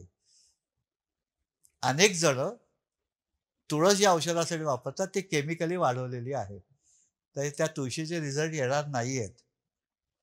तर मला बिन औषधाची बिन खताची तुळस लावायला लागेल, कारण बाजारात मंडईमध्ये विकायला येते तुळस 100% युरियावरची आहे. हे बदलायला लागेल. कारण तुळस लावली, जे तुळस आजूबाजूचं वातावरण चांगलं करणार आहे. डास घालेल की नाही याच्यावर मला शंका आहे, पण वातावरण चांगलं करेल याच्याबद्दल काही शंका नाही. तर त्या multicropping, ground must be cover, minimise tilling, आणि आपल्या शेतामध्ये कुठल्याही परिस्थितीत कुजण्याची क्रिया इनएरोबिक नाही झाली पाहिजे. कारण इनएरोबिक झाली इज क्रिएट दी मिथेन, आणि जो कार्बन डायऑक्साईडपेक्षा 80 पट डेंजरस आहे. तो खाणारा अजूनपर्यंत आपल्याला सापडला नाही आहे. तर आपल्या शेतात मिथेन नाही झालं पाहिजे. म्हणजे ती आपली जी काही कंपोस्टिंग मेथड आहे ती ॲरोबिकच असली पाहिजे, पण शेतामध्ये पाणी साठाही झाला पाहिजे. म्हणजे त्या मार्श एरिया कुठे शेतात जागा असेल, तलाव करा, चिकट माती असेल ते टाका. पाण्यातल्या वनस्पती आणि बेडूक याचं संवर्धन झालंच पाहिजे. कारण 50% कीड बेडूक खातो. पावसाळी येणारी कीड जमिनीवरचे किंवा झाडावरचे दोन्ही. आणि आपल्या नशिबाने आपल्याकडे बेडकाच्या, कोळ्याच्या असंख्य प्रजाती आहेत, त्या सतत सापडत आहेत. पण केवढी बायोडायव्हर्सिटी आहे की यांच्याकडे. मगाशी मी गेलो त्यावेळेला आमच्या वाड्यामध्ये 7 का 8 प्रकारचे कोळी आहेत ना. म्हणजे तो तुम्ही बोलू नका, तो येणारच आहे. फक्त त्याला घालवणार नाही याची काळजी घ्या. म्हणजे माझ्याकडे जो साठा झालेला आहे तो संवर्धन कसा करू किंवा सांभाळू कसा, एवढंच आपल्याला काम करायचं. आपल्याकडे क्षमता आहे बरं का निसर्गात. म्हणजे मलाही आश्चर्य वाटलं गुरुदासजींनी जेव्हा सांगितलं आमच्याकडे मुंगूस येतात सदाशिव पेठेत. कुठून येतात? ते SP कॉलेजवरनं येतात. म्हणजे एवढ्या ट्रॅफिकमधनं, एवढ्या सिमेंटच्या रस्त्यातनं ते स्वतःला अन्न शोधत येण्याची क्षमता त्यांच्याकडे आहे. ती क्षमता मला वापरता येईल का? ती येईल. आणि इथे बसलेल्यांपैकी बरेच जण अशा पद्धतीने शेती करतात हे मला माहिती आहे. तुमचं मॉडेल छान आहे, लोकांपर्यंत प्रसार झाला पाहिजे आणि बोलता आलं पाहिजे. थोडा आगाऊपणे बोललं तरी चालेल, पण बोलता आलं पाहिजे. कारण आजची स्थिती अशी आहे की मुलांना विषयच माहिती नाही आहे. माती म्हणजे काय माहिती नाही. जे आमच्याकडे पर्यटनाला मुंबईमधनं काही येतात महिला, मी बदलापूरला शेती करतो, तर त्या बाईने आयुष्यभर दुधीची भाजी केली, पण तिला दुधीच वेल असं माहिती नाही आहे. म्हणजे आपण डोक्याला हात लावलं, पण खरी परिस्थिती आहे बरं का. की भेंडी म्हणजे काय, शेंगदाणा कुठे जमिनीत असतो का वरती असतो नाही माहिती. कारण जगण्याचा विषय नाही येतो आणि पैशाचा तर अजिबात नाही आहे. तसे हे शिक्षण आई वडील देतच नाहीत त्याला, की आई वडील नोकरी चांगली मिळेल म्हणजे पगार चांगला मिळेल असंच शिक्षण देतात. त्यात मी पण आलो की जगण्याचं शिक्षण नाही देत. आपण जगण्याचं शिक्षण देत नाही आहोत. आणि दुर्दैवाची गोष्ट अशी आहे की आत्ताच्या स्थितीमध्ये जगभर नोकऱ्यांच्या संध्या संपत आल्या. आपल्याला शेती करण्याशिवाय दुसरा पर्याय आज तरी दिसत नाही. आणि प्रत्येकाच्या मनामध्ये ती सुप्त इच्छा आहे की मला शेती घ्यायची आहे बरं का, आणि असंच काहीतरी करायचं आहे. असंच नका करू, तुम्हाला आवडतं तेच करा. आणि तशी तिथे जागा घ्या. म्हणजे माझ्या स्वप्नातल्या याच्यामध्ये डाळिंबाचं झाड आहे, तर मला कोकणात शेती नाही घेता येणार ना. मला डाळिंब करायचं म्हणजे मराठवाड्यात जायला लागेल, किंवा सीताफळ करायचं असेल तर मला सासवडला जायला लागेल. भोरला जाऊन सीताफळ नाही होणार, हे मला समजायला लागेल. आणि मग तिथली जी क्षमता आहे, पोटेन्शियल ऑफ नेचर, त्याचा विचार करून मी जर पिकं लावली तर ती निदान 80% स्वतःच वाढणार आहेत, विदाउट एनी एक्सटर्नल सपोर्ट. ते एक्सटर्नल सपोर्ट देऊन आपण वाटोळं ऑलरेडी केलंय. तर वाटोळं जर थांबवायचं असेल तर आपल्याला रिजन बेस, लोकेशन बेस, पिकं आणि त्याच्या व्हरायटी लावायला लागतील. आणि ते जर आपण करू शकलो, म्हणजे करतायत लोक, तर ते भरभरूनच देतं. जे सावे गुरुजी नेहमी म्हणायचे, एक दाणा पेरल्यानंतर 100 दाण्याची लोंबी येते, जे 100 पट होतं. कुठल्याच इंडस्ट्रीत 100 पट होत नाही. 20%, 30%, 50%, 70% प्रॉफिट असतो, टाइम्स नाही. मग 100 पट उत्पादन देत असताना मला भात शेती तोट्यात काय आहे? म्हणजे माझं कुठेतरी चुकतंय. आज शास्त्रज्ञाने 100 दाण्याच्या ऐवजी 350 दाण्याच्या लोंब्या केल्यात, सापडल्यात. माझं कुठे चुकतंय? शोधायला लागेल आणि शोधून त्यात दुरुस्ती करायला लागेल. त्याला म्हणतो आपण रूट कॉज अनालिसिस. समस्या काय आहे? आणि आपल्याला तेवढी बुद्धी देवाने दिली, तर आपण प्रयत्न करू आणि आपण सगळ्यांच्या सहभागातनं इकॉलॉजी आणि माझ्यापुरती इकॉनॉमी हे दुरुस्त करायचा प्रयत्न करू. Majority of my life 30-40 years computer समोर गेलं, शरीर तसं बनलंच नाही, तर करणं हे जमेल का? म्हणजे त्याच्यात उतरलो तर शरीर साथ देईल का? हॅलो, हां, चालेल. तुमचा प्रश्न समजला. Is called a capacity development. Capacity development physically आणि मेंटली दोन महत्वाचे असतात. फायनान्शियली आपण असल्याशी शेतात उतरणारच नाही, पण ती फायनान्शियल कॅपॅसिटी जी आहे तिचे स्टेजेस काय आहेत, की मला शेती करताना पहिलं काय करायला लागणार आहे, दुसरं काय करायला लागणार आहे, तिसरं काय करायला लागणार आहे. ॲक्च्युली समाजामध्ये किंवा मी प्रत्यक्ष शेती केल्यानंतर लक्षात असं आलं, ॲग्रिकल्चर इज बॉटमलेस पीट. तुम्ही कितीही टाका दिसत नाही. अच्छा, हे झाड 10 वर्षाचं आहे असं सांगायला लागतं कारण मला झाड कसं वाढवायचं माहिती नाही. तर ते नॉलेज बेस आणि माझी शारीरिक क्षमता, ही शारीरिक क्षमता पहिल्या वर्षी ढासळते, कारण मला ओव्हर कॉन्फिडन्स असतो. तर तुम्हाला काय करायला लागतं, की तुम्हाला तुमच्या कोण मित्र असेल त्याच्या शेतावरती जायचं असतं, एकट्याने, मित्र घेऊन नाही. मग गप्पा मारत बसतो आपण. हां, तर त्याला तिथे मला तुमचं काम असेल तेव्हा मला यायचं आहे. मग मी म्हटलं आमच्याकडे दररोजच काम असतं. हां, मग ठीक आहे, आणि आम्ही तुला का घेऊ? तू चुकीचं काम केलं, माझे नुकसान होईल. त्याला म्हणतो आपण पेड व्हॉलेंटिअरिंग. ते पेड व्हॉलेंटिअरिंग करायचं. आपल्याला फिजिकली जमतंय का बघायचं. आपलं मन आणि त्याच्यावर बुद्धी आणि शरीर हे दोन्ही सपोर्ट देत आहे का. मग आपण जागा विकत घ्यायची आणि मग टप्प्याटप्प्याने अवघड स्टेज पहिली घ्यायचीच नाही, पहिली सोपी करायची. कॉन्फिडन्स डेव्हलप होतो. म्हणजे मी मेथी पेरली तर महिन्याभरात मेथी येणार आहे, पण मेथी पावसात पेरली तर येणार नाही, हे मला कळलं पाहिजे. तर ते जर पेरल्यानंतर मला कॉन्फिडन्स आला की व्हॉट इज द नेक्स्ट प्रश्न येतो. तर तोपर्यंत आपल्याला मार्गदर्शक असतात. ते मार्गदर्शक सांगतात की असं करा. त्याला आपल्या भाषेत आपण कन्सल्टंट म्हणतो. जे स्वप्नीलने व्हिडिओ टाकला पॉडकास्ट, तर तो फ्री कन्सल्टन्सी झाले.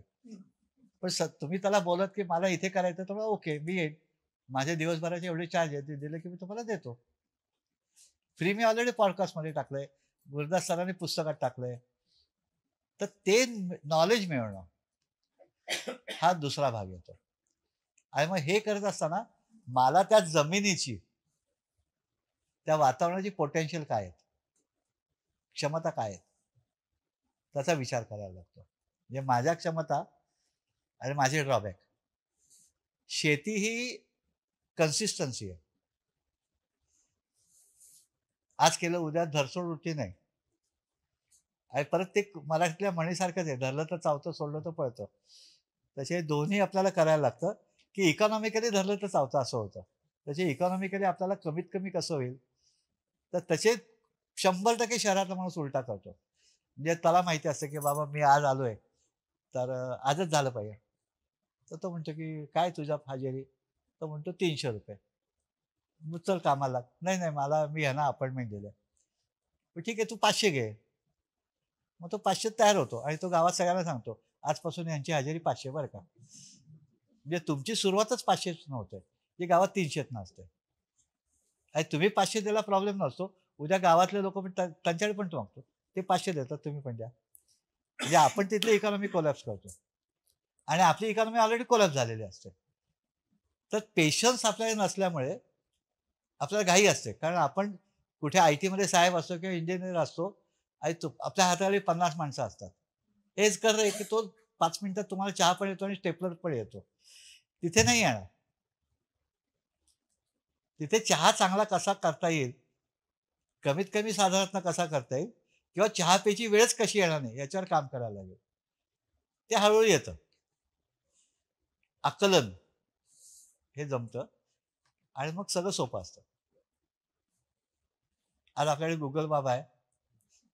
गुगल बाबा आपल्याला कन्फ्यूज करतो. इंट्युशन आहे. आपल्याला त्यातलं ओळखता येतं चांगलं काय वाईट काय. हे चांगलं काय वाईट काय ओळखण्याची क्षमता संस्था तयार करते. मला कसं समजायचं पाहिजे हे मला कळलं की पुढचं सोपं आहे. कारण झाड तुम्ही नाही वाढवत हो. अंकुलं की ते वाढतंच. तशी अनुकूलता आणि प्रतिकूलता एवढं शिकायचं. त्याला अंतर किती पाहिजे, त्याला वातावरण कसं पाहिजे, त्याला पाणी किती पाहिजे, हे ठरलेलं आहे पिढ्यानपिढ्या. तुम्ही इरिगेशन मेथड बदलता, पाणी बंद नाही करत. तर ह्या आपल्याला करता येतील का हे म्हणजे समजणं आणि करणं. खूप सोपं आहे, अवघड नक्की नाही.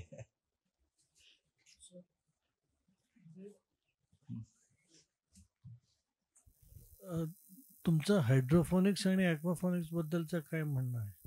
का ते मातीशी संबंध नसल्या कारणाने ती शेती नाही होत? प्रत्येक गोष्टीला मर्यादा असतात. हायड्रोफोनिक्सच्या मर्यादा आहेत ज्या सीझनल आहेत. हायड्रोफोनिक्समध्ये माझा पालक होईल, लेट्यूस होईल, चेरी टोमॅटो पण होईल, भेंडी होईल का, वांग होईल का, किंवा आंबा होईल का, किंवा माझ्या जेवणामधल्या जी प्रचंड बहुविधता आहे, प्रचंड आहे बरं का आपल्या जेवणात, त्यातल्या 10 ते 20% गोष्टी तिथे होतील. आणि ते हायड्रोफोनिक्स मधलं जे पाणी आहे, जे नंतर विष होणार, ते कुठे टाकू? कारण त्याच्यामध्ये मी आर्टिफिशियल काहीतरी टाकलं, जेवण, झाडाचं जेवण टाकणार ना, का फक्त पाणी देणार? आणि आपल्याकडे एवढी उजेड आहे का वीज की आपण त्याला सतत वीज पुरवू? आणि त्याला प्रकाशाची गरज आहे, जो कॅन्डल लाईटमध्ये मोजला जातो तो देऊ. असेल तर करा. जिथे जमिनी नाहीत अशा ठिकाणी ते उपयुक्त आहे, कारण त्यांना ॲट एनी कॉस्ट ते पाहिजे. आपल्याला ॲट एनी कॉस्ट नको आहे. हायड्रोफोनिक्स मधला पालकची जुडी 100 रुपयाला झाली प्रोडक्शन कॉस्ट, तुमची विकत करून घेणार आहे? बाहेर 10 रुपयात होते. आणि तुम्ही जेव्हा म्हणता ते हेल्दी आहे, मग तशाने तुम्ही NPK घातले ना, मग NPKचा बॅलन्स गेला की इथला बॅलन्स जातो बरं का. एन वाढलं की हे बिघडतं. आता एन वाढल्यामुळे आपल्या समाजाचं डोकं बिघडलंय. आणि सतत मारामारी आणि वितंडवाद चालू आहेत. ज्याच्यावर वाद सुसंवाद करायला पाहिजे ते बंदच आहेत. जे समाजाची किंवा रचनेची सगळे सुजून कोलॅप्स व्हायच्या मार्गावर आहेत. शिक्षण पद्धती असू दे, आरोग्य पद्धती असू दे, शहर असू दे. आता राग नका मानू, आम्ही सगळे करतो बरं का. मी तिथे पुण्यात आहे म्हणून पुण्याचं उदाहरण घेतो. तुम्हाला 12 महिने 24 तास पाणी पाहिजे, कुठून येतं?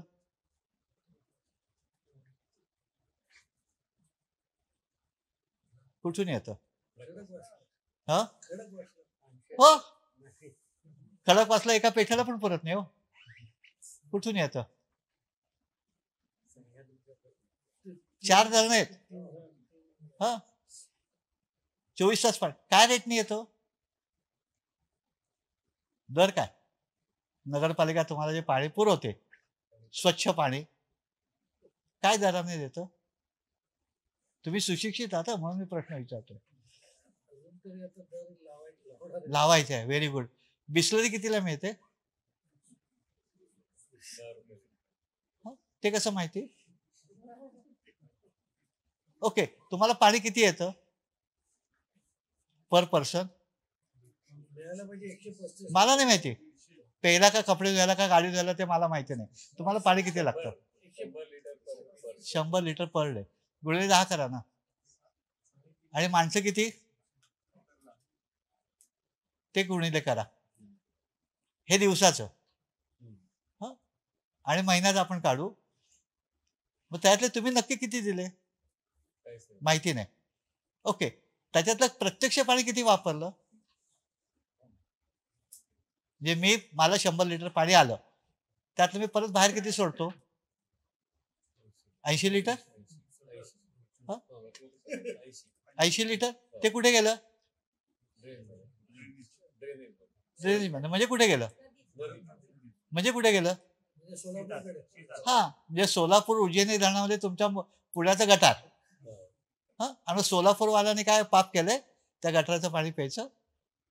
मग सोलापूरवाले क्लोरीन घालून पाणी साफ करणार. आणि ते क्लोरीन शरीरात गेले की त्यांचं आरोग्य बिघडणार. पण तुम्ही म्हणणार मला 24 तास पाणी पाहिजे बरं का. आपण कधी आपल्या स्वतःचा वॉटर फुटप्रिंट चेक केला का? कधी मला जाणीव झाली का की आपण वॉटर फुटप्रिंट चेक करू बरं का? आपण म्हणतो मी एकट्याने केल्याने काय होणार आहे? रामायणातली खारीची गोष्ट विसरतो. आपली नैतिक जबाबदारी आहे, कारण आपण सुजाण नागरिक स्वतःला म्हणतोय. माझ्यासाठी, माझ्या कुटुंबासाठी, माझ्या देशासाठी आणि माझ्या मुलाबाळांच्या भवितव्यासाठी मी याचा विचार करतो का? हा प्रश्न आहे. आणि आत्ताचं उत्तर आहे नाही. ही जाणीव निर्माण झाली की आपोआप मनामध्ये कुठेतरी खंत येते की हो आपण हे करूया बरं का. त्यांचा प्रश्न होता हायड्रोपोनिक. तर हायड्रोपोनिक्स उपयुक्त आहे, पण त्याची कॉस्ट जी आहे त्याची जी लँड, आता आपल्याकडे हजारो एकर जागा माणसांअभावी पडी येते. काही शेतीला माणसं मिळत नाहीत. त्याची आपल्याकडे समस्या रिसोर्स समस्या नाहीये, रिसोर्स पर्सन नाहीयेत हा समस्या आहे. निसर्ग अनुकूल आहे का? आहे. खूप वाईट नाहीये. 100% फेवरेबल आहे असंही नाहीये, पण अवेलेबल आहे. तर हायड्रोपोनिक्स हा लास्ट पर्याय आहे. तर शक्यतो विचार करू नका, कारण विजेचा वापर आणि त्याचं जे पाणी टाकणार उरलेलं पाणी कुठे टाकायचं, म्हणजे ते ॲटॉमिक पाण्यासारखंच आहे, तेवढंच भयानक आहे.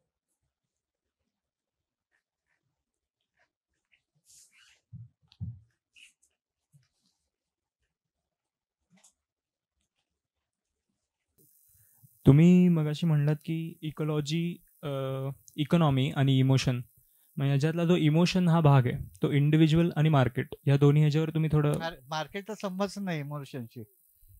इमोशन ही व्यक्तीचं मानसिकता आहे. मानसिकतेमध्ये पैसा नसतो, मानसिकमध्ये मनाची इच्छा असतात. मार्केट हा जो विषय आहे, आपल्या इथे बसले कुठल्या शेतकऱ्याची 50 एकर जागा आहे का? 50 एकर, व्हेरी गुड. सगळी लागवडीखाली आहे का? नाही ना. मग 50 एकर मी प्रॉडक्ट करतो तेव्हा मला मार्केटला जायला लागतं.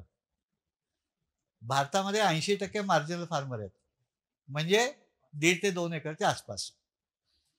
आणि त्यांनी जर अशा पद्धतीने शेती केली, आत्ताच्या जगामध्ये आपला जे सोशल मीडियाचा ग्रुप तयार केला आपण, असे काही ग्रुप आहेत की त्या शेतकऱ्याच्या गावातली सगळी भाजी ते शहर, ती सोसायटी घेते.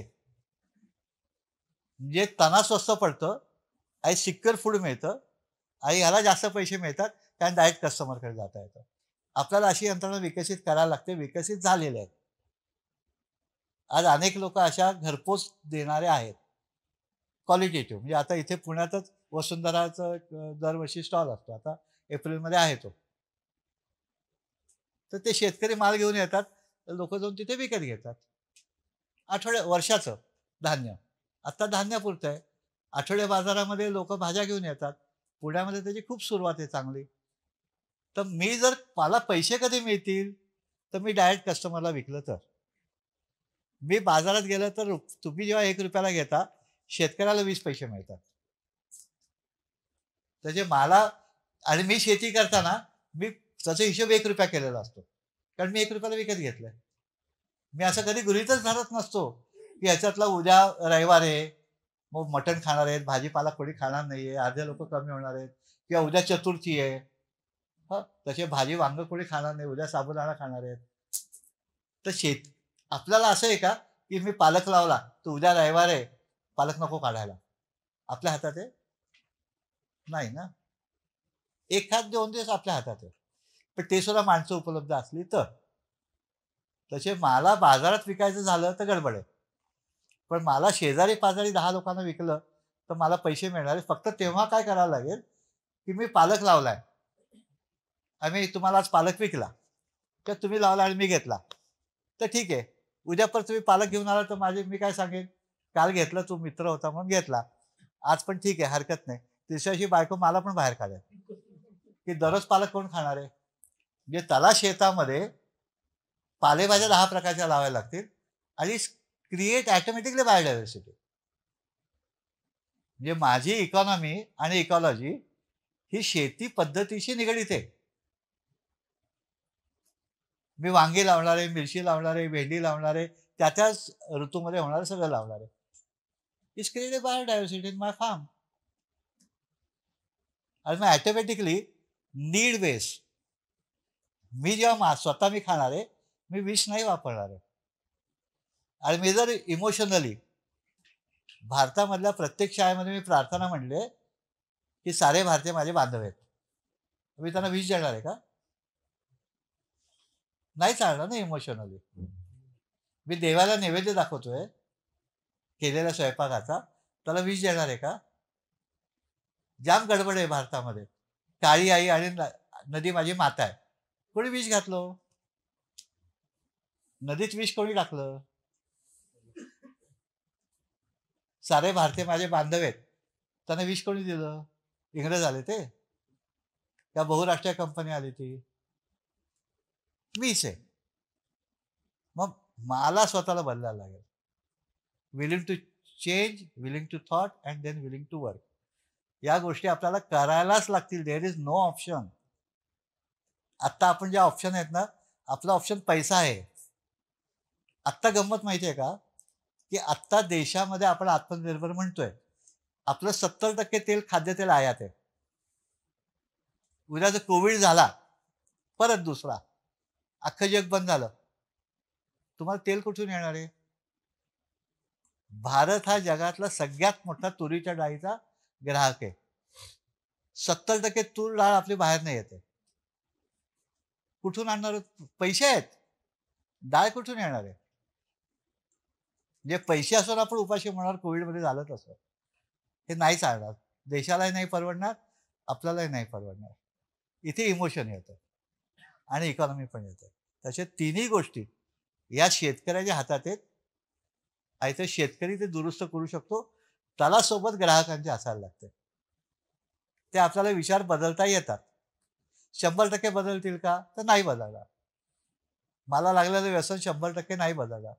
5% बदलेल का? हो बदलेल. बस झालं. खूप आहे 5% म्हणजे. ठीक आहे. एक छोटासा प्रश्न आहे. नगर सारख्या भागात जर आपल्याला एक sustainable climate resilient farm develop करायचं असेल तर लेट्स से 1 एकरचा लँड आपण कन्सिडर करूया किंवा 5 एकरचं करूया. कोणता प्रश्न सोपा पडेल उत्तर द्यायला तसं? तुम्ही हे करताना खूप सोपं उत्तर तुमच्याचकडे आहे. त्या नगर भागामध्ये किती वर्ष संस्कृती, मानवी संस्कृती, निजामशाही, शिवाजी महाराजांच्या पासून. मग तेव्हा तुमचे पूर्वज, आमचे पूर्वज काय खात होते? कुठून येत होतं? गल्फमधनं येत होतं का वॉशिंग्टनहून येत होतं? ते त्यांचं जीवन पंचक्रोशीमध्ये म्हणजे 50 किलोमीटरमध्ये असलेल्या सगळ्या गोष्टीतनं आनंदी छान सात्विक जेवत होते. आणि तुमचे आमचे आजोबा निदान 80 वर्षापर्यंत सुदृढ होते. कारण त्यांच्या परिसरात बनणारच खात होते. आणि ते बनण्याची क्षमता हजारो वर्ष अजूनही आहे. ती कोलॅप्स झाले थोडे. ओके, आपल्याला त्याच्यासाठी उपाययोजना करता येतील. आपल्या पूर्वजांना ड्रीप इरिगेशन माहिती नव्हतं. आपले ड्रीप आहे, तसे त्याच पाण्यामध्ये आपण प्रोटेक्टेड इरिगेशन करून जास्त उत्पादन काढू शकतो किंवा जास्त काळ पाणी देऊ शकतो. दोन्ही संभावना आहेत. तंत्रज्ञान उपयोग प्लास्टिकची पेपर आलाय, आपण पडणारा पाऊस साठवू शकतो. सरकार आपला धरणं बांधून ती धरणं योग्य अयोग्य भाग पुढचा, पण पाणी काही प्रमाणात तरी निदान 20% पाणी पुरवठा होऊ शकतो आणि उरलेला 80% पावसावर आधारित हजारो वर्ष आपण जगलोय. माझ्या गरजा बदलल्यात. मला तिथली ज्वारी नकोय, मला गहू पाहिजे आणि तो वर्षभर पाहिजे. तिथले जो तुमचे माझे आजोबा ज्वारी बाजरी आणि कडधान्य खात होते. ज्वारी कधी खायची बाजरी कधी खायची त्याचं गणित होतं. पावसात बाजरी पिकली, थंडीमध्ये बाजरी गरम आहे ती खाल्ली, उन्हाळ्यात ज्वारी खाल्ली. आता आम्हाला वर्षभर गहू खायचा आहे आणि ज्वारी बाजरी खायची नाही, ही प्रॉब्लेम आहे. तसे तिथली जीवन पद्धती ऑलरेडी एस्टॅब्लिश झालेली आहे. हो, आम्हाला ती चुकीची वाटते, ही समस्या आहे. तर आपण त्या पद्धतीने अवघड आहे. कारण एकट्याने करायला गेलं तर सध्या माकडांचा त्रास आहे, हरणांचा त्रास आहे, सगळ्यांचे त्रास आहेत. हे मी नाकारत नाही, आहेत. पण मी तिथे थांबलो. म्हणजे मला 4 वर्षापूर्वी आम्ही ताडोबात गेलो होतो. ताडोबातल्या कोर गावामधल्या शेती काय करतील, कोरमधल्या गावांमध्ये त्याचा आम्हाला सर्वे करायला दिला होता. तर सगळ्या गावांमध्ये काही नव्हतं. जी आम्ही 4-5 गावं फिरलो तिथे काही नव्हतं. एका गावात गेलो तिथे त्याला टोला म्हणतात. तर ओडिसी टोला होता. आणि त्या ओडिसी टोलामध्ये तिथले सगळे गाववाले जंगलात बांबू तोडून आणतात आणि बांबूच्या चटया बनवतात. तिथला तो मुख्य व्यवसाय संत्र्यासाठी लागणारा. तर त्या ओडिसी टोल्यामध्ये दुधी लागले, ते कैरा लागल्या, त्या शेवग्याच्या शेंगा होत्या. आणि शेजारच्या गावाला म्हणतो इथे काही होत नाही, माकडं आणि हरणं ठेवत नाहीत. तो म्हटलं तुमच्याकडे कसं काय? तो म्हणता हम क्यों बैठे यहाँ पे, हम यहाँ पे क्यों बैठे है. आणि सगळे गावाले राजकारणाच्या मागे फिरत असतात. शेतात कोण नाहीये आणि राजकारणात त्यांची गरज आहे. मुद्दा लक्षात घ्या की आम्हाला मागे कोणतरी शेपटं लागतात, पक्ष कुठलाही असू दे. आम्हाला शेतात थांबायचं नाहीये. आम्ही एकदा सगळीकडे कोकणात पण भात त्याला की डायरेक्ट कापायला जाणार. ते दिवस संपले. आता आपल्याला जागरूक राहायला लागेल. आणि आपल्याकडे ती परंपरा हजारो वर्षाची प्रत्येक खेड्याची आहे. आणि तो किती वाईटात वाईट दुष्काळातनं जगलेले आहेत. जे ज्ञात शेवटचा मोठा दुष्काळ होता शिवाजी महाराजांच्या जन्माच्या वेळेस, त्याला दुर्गादेवीचा दुष्काळ म्हणतात, जो 12 वर्ष होता. आणि रामदासाने लिहून ठेवलंय त्या काळामध्ये दुष्काळामुळे आणि आपापसात शहायांच्या लढ्यामुळे 40% मराठी माणसं मेली. आणि शहाजीराजे त्याच्यानंतर कर्नाटकातनं दादोजी कोंढाणबरोबर शिवाजी जेव्हा इकडे आले तेव्हा बैल सुद्धा त्यांनी कर्नाटकातनं पाठवले, कारण इथे बैलच नव्हते. मोठा दुष्काळ होता. तर हे होतातच. पण त्याला धरून जगण्याची क्षमता भारतीय परंपरेमध्ये आहे. आणि त्याच्यासाठी हजारो लोक दामाजी पंत पण तयार होतो. त्या सगळ्या गोष्टी नाही आहेत, ते खरं आहे. आपण त्याच्याकडे बघणं आवश्यक आहे. आज सरकारकडे साथ आहे, व्यवस्था असतेच. त्या व्यवस्थेत मी सहभागी आहे का, आणि त्या व्यवस्थेला हातभार मी लावतो का, हा प्रश्न आहे. आपण व्यवस्थेला हातभार लावायचा प्रयत्न करतोय.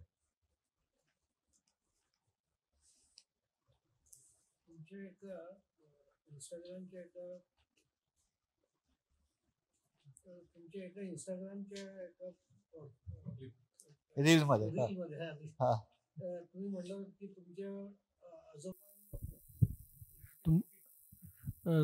तुमच्या इंस्टाग्रामच्या रीलमध्ये असं तुम्ही एकदा मी बघितलं होतं की तुमच्या आजोबांनी प्रॉब्ली 80 पद्धतीचे फळभाज्या खाल्ल्या होत्या. तुम्ही 20 खातायत आणि तुमच्या नंतरचे ते. पण आता हे जे 80 जे काही व्हरायटीज आहेत त्या आत्ता कोणाला माहिती आहेत हो, अशा? सगळ्यांना माहिती आहे. तुम्हाला नातू आहे, नाही. मुलं आहेत, हो. मुलं काय खातात एकदा लिस्ट टेस्ट करा ना. मेनू कार्ड मध्ये हॉटेलमध्ये गेल्यानंतर काय मागवतात, किंवा तुमच्या घरात भाजी काय येते आणि तुमच्या लहानपणी भाजी काय येत होती, एवढं फक्त बघा. बाकीचं माझे आजोबा तुमच्याजवळ विसरून जा. 80 पद्धतीचे अजूनही म्हणजे अहो, जंगली भाज्याच 80च्या वरती आहेत. सकाळ प्रकाशनने डॉक्टर मधुकर बाचुळकरांचं पुस्तक काढलं आहे, आरोग्यदायी रानभाज्या, आणि आता डॉक्टर बाचुळकर स्वतः 2 खंड लिहित आहेत. त्यातला एक खंड प्रकाशित झालाय, रानभाज्या आणि त्याची रेसिपी, ज्या सहजपणे आजूबाजूला मिळत आहेत. तुम्ही घोळ खाल्लाय का हो? घोळाची भाजी घरात करतात का आता? सध्या कमी झालं. ते त्याचे शंकास्पद मान हलवत आहेत. म्हणजे मीच त्या बंद केल्या, लक्षात घ्या. आत्ता आपण ज्या काय भाज्या खातोय ना, या सगळ्या शीतकढीबंधातल्या खातोय. बटाटा, फ्लॉवर, शिमला मिरची. नावच शिमला मिरची, मी काय खातोय ती शिमलाची हो. आता आम्ही त्याला नावच बदललं, वाईट नको वाटायला, कॅप्सिकम. तुमच्या माझ्या जेवणामध्ये आठवड्यातले 4 दिवस कोबी, फ्लॉवर, शिमला मिर्च, बटाटा या भाज्या असतात. आणि तुमच्या आमच्या आजोबांच्या काळामध्ये मागच्या परसात होणारी भाजी 6 महिने मागच्या परसातली भाजी होती. आत्तापर्यंत आहे अजूनही. गंमत तुम्हाला सांगतो, तुम्ही भीमाशंकर भागात जा, सपाटीच्या भागात भाज्या वेगळ्या आहेत आणि डोंगरात भाज्या वेगळ्या आहेत. जे आमचा कोकणातला शेतकरी एकही आत्महत्या नाही बरं का, कारण तो 6 महिने रानच्या भाज्या खातो. खेकडे मिळतात, मासे मिळतात, तेलपाटी मिळते, करांदे मिळतात, असंख्य भाज्या मिळतात. आणि त्याचं लिस्टिंग आहे. निलमा जोरवारांचं एक त्याच्यावरची बखर रान भाज्यांची पुस्तक आहे, त्यात रेसिपी पण आहेत. ही भाजी कशी करायची, फोटो पण आहेत, म्हणजे ओळखायचा प्रॉब्लेम नाही. बघा, अच्छा हीच आहे का, बरोबर चला. आणि आपल्या नशिबाने अनेक डोंगराच्या जवळ राहणारे गट रानभाज्या महोत्सव करतात. त्या भाज्या आपण खाणं बंद केलंय. बाजारामध्ये कोरलाची भाजी ऐकले का?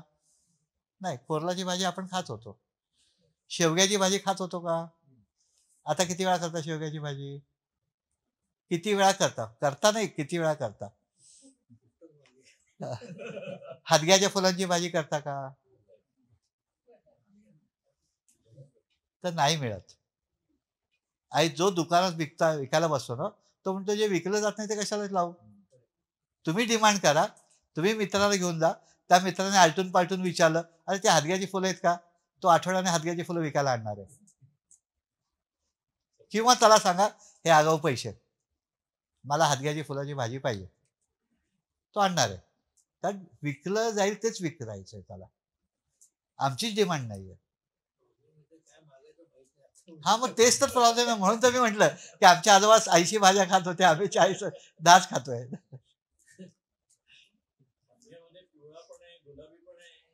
जो मिळेल तो प्रदेशानुसार आहे.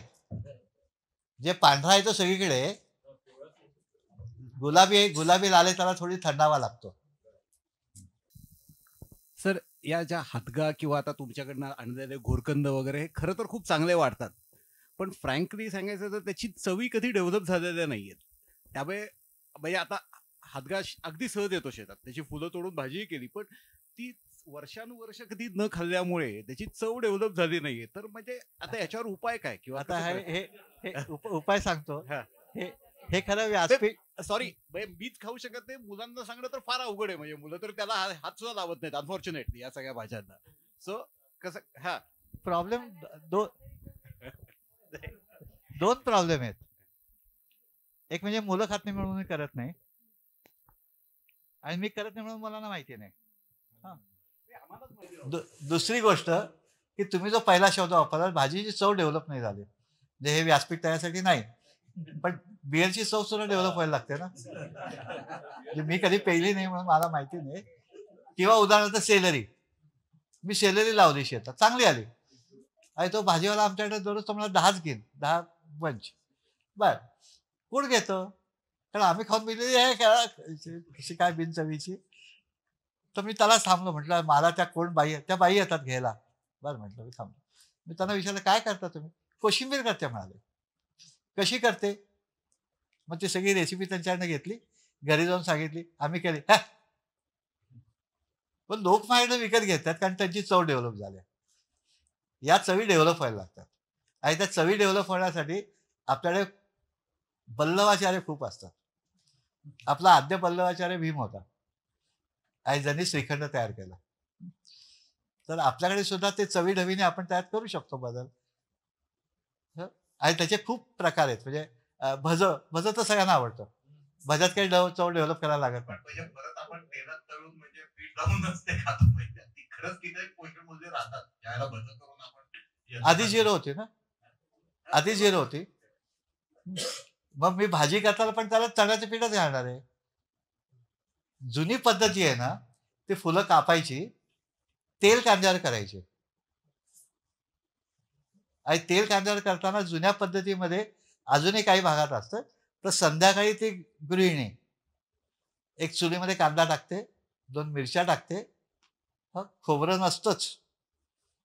मग ती पाट्यावरती घेते, त्याच्यामध्ये खुराशणी टाकते किंवा आंबाडीचं बी टाकते, वाटते आणि ते बार्बिक्यू भाजी करते. त्याची तिला टेस्ट येते आणि ते कांदा परतल्याचा वास जो आहे ना, त्याची भूक लागते. ते रेसिपी दरवळली पाहिजे. म्हणजे दारामध्ये शिरताना आंबे मोराच्या भाताचा वास आला की लाळ सुटून भूक लागते की नाही. प्रॉब्लेम असा असतो की काय केलं याच्यावरती माझी भूक अवलंबून असते. वास दरवळला की अवलंबून नसते. त्याचे मला घरी विचारायचं का तुम्ही किती खालात? म्हटलं काय भाजीचा वास येईल त्याच्यावर अवलंबून आहे. 1 पण खाईन नाही, 2 पण 4 पण पोळ्या खाईन. तुम्ही किती छान करणार याच्यावरती माझं अवलंबून आहे. वजनाचं कट. त्याचे त्या चवी डेव्हलप व्हायला लागतात, हे मान्य.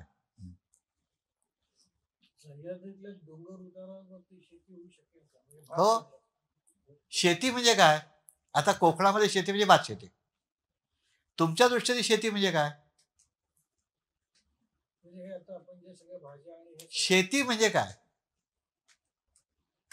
भाजी म्हणजे शेती?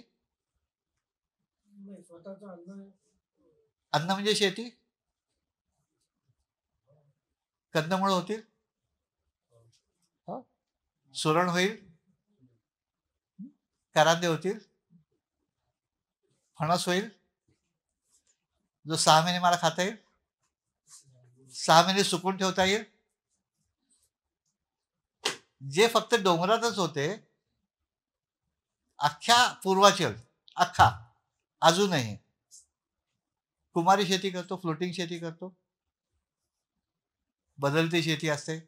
जव्हार मोखाडा भागात अजूनही डोंगरामध्ये शेती आहे. नाचणीसोबत 8 प्रकारची पिकं आहेत. बायोफ संस्था खूप छान काम करते. नाचणी, खुराशणी, तूर, चवीचे 5-6 प्रकार, ज्वारी, लोखंडी ज्वारी म्हणतात, काकडीचे 5-6 प्रकार, वाळूक, तांबडा भोपळा, सगळं त्या नाचणीमध्ये असतं. आणि ते त्यांच्यापुरती सगळं निदान 6 महिन्याचं अन्न तयार होतं डोंगर उतारावर. अख्ख्या कोकणामध्ये डोंगर उतार आंबे लावलेत का हो? काजू लावलेत का? फणस लावलेत का? सपाटीची शेती वेगळी, डोंगराची शेती वेगळी, पण पिढ्यानपिढ्या जगलेत ना लोक. आणि त्या पिढ्यानपिढ्या जगलेले ती भाजी जर खालच्याने खाल्ली तर तो आजारी पडतो, कारण ते पचत नाही त्याला. डोंगरातला माणूस जास्त काटक का असतो तर तो डायजेशन सिस्टीम स्ट्रॉंग असते, कारण तो नाचणी खातो. तो डोंगरातला माणूस जेव्हा ज्वारी खायला लागतो किंवा गहू खायला लागतो तो आजारी पडतो, कारण कॅल्शियम त्याला जे पाहिजे ते बाकीच्यातनं मिळत नाही, नाचणीतच मिळतं आणि रानच्या भाज्यातनंच मिळतं. तो ठाकूर जेव्हा गहू आणि बाजाराच्या बटाट्यावरती जगतो तेव्हा तो आजारी पडतो, कुपोषण होतं. समस्या आमची ती आहे की आम्ही सगळ्यांना एकच रेसिपीचं जेवण पाहिजे, तसं नाही चालत.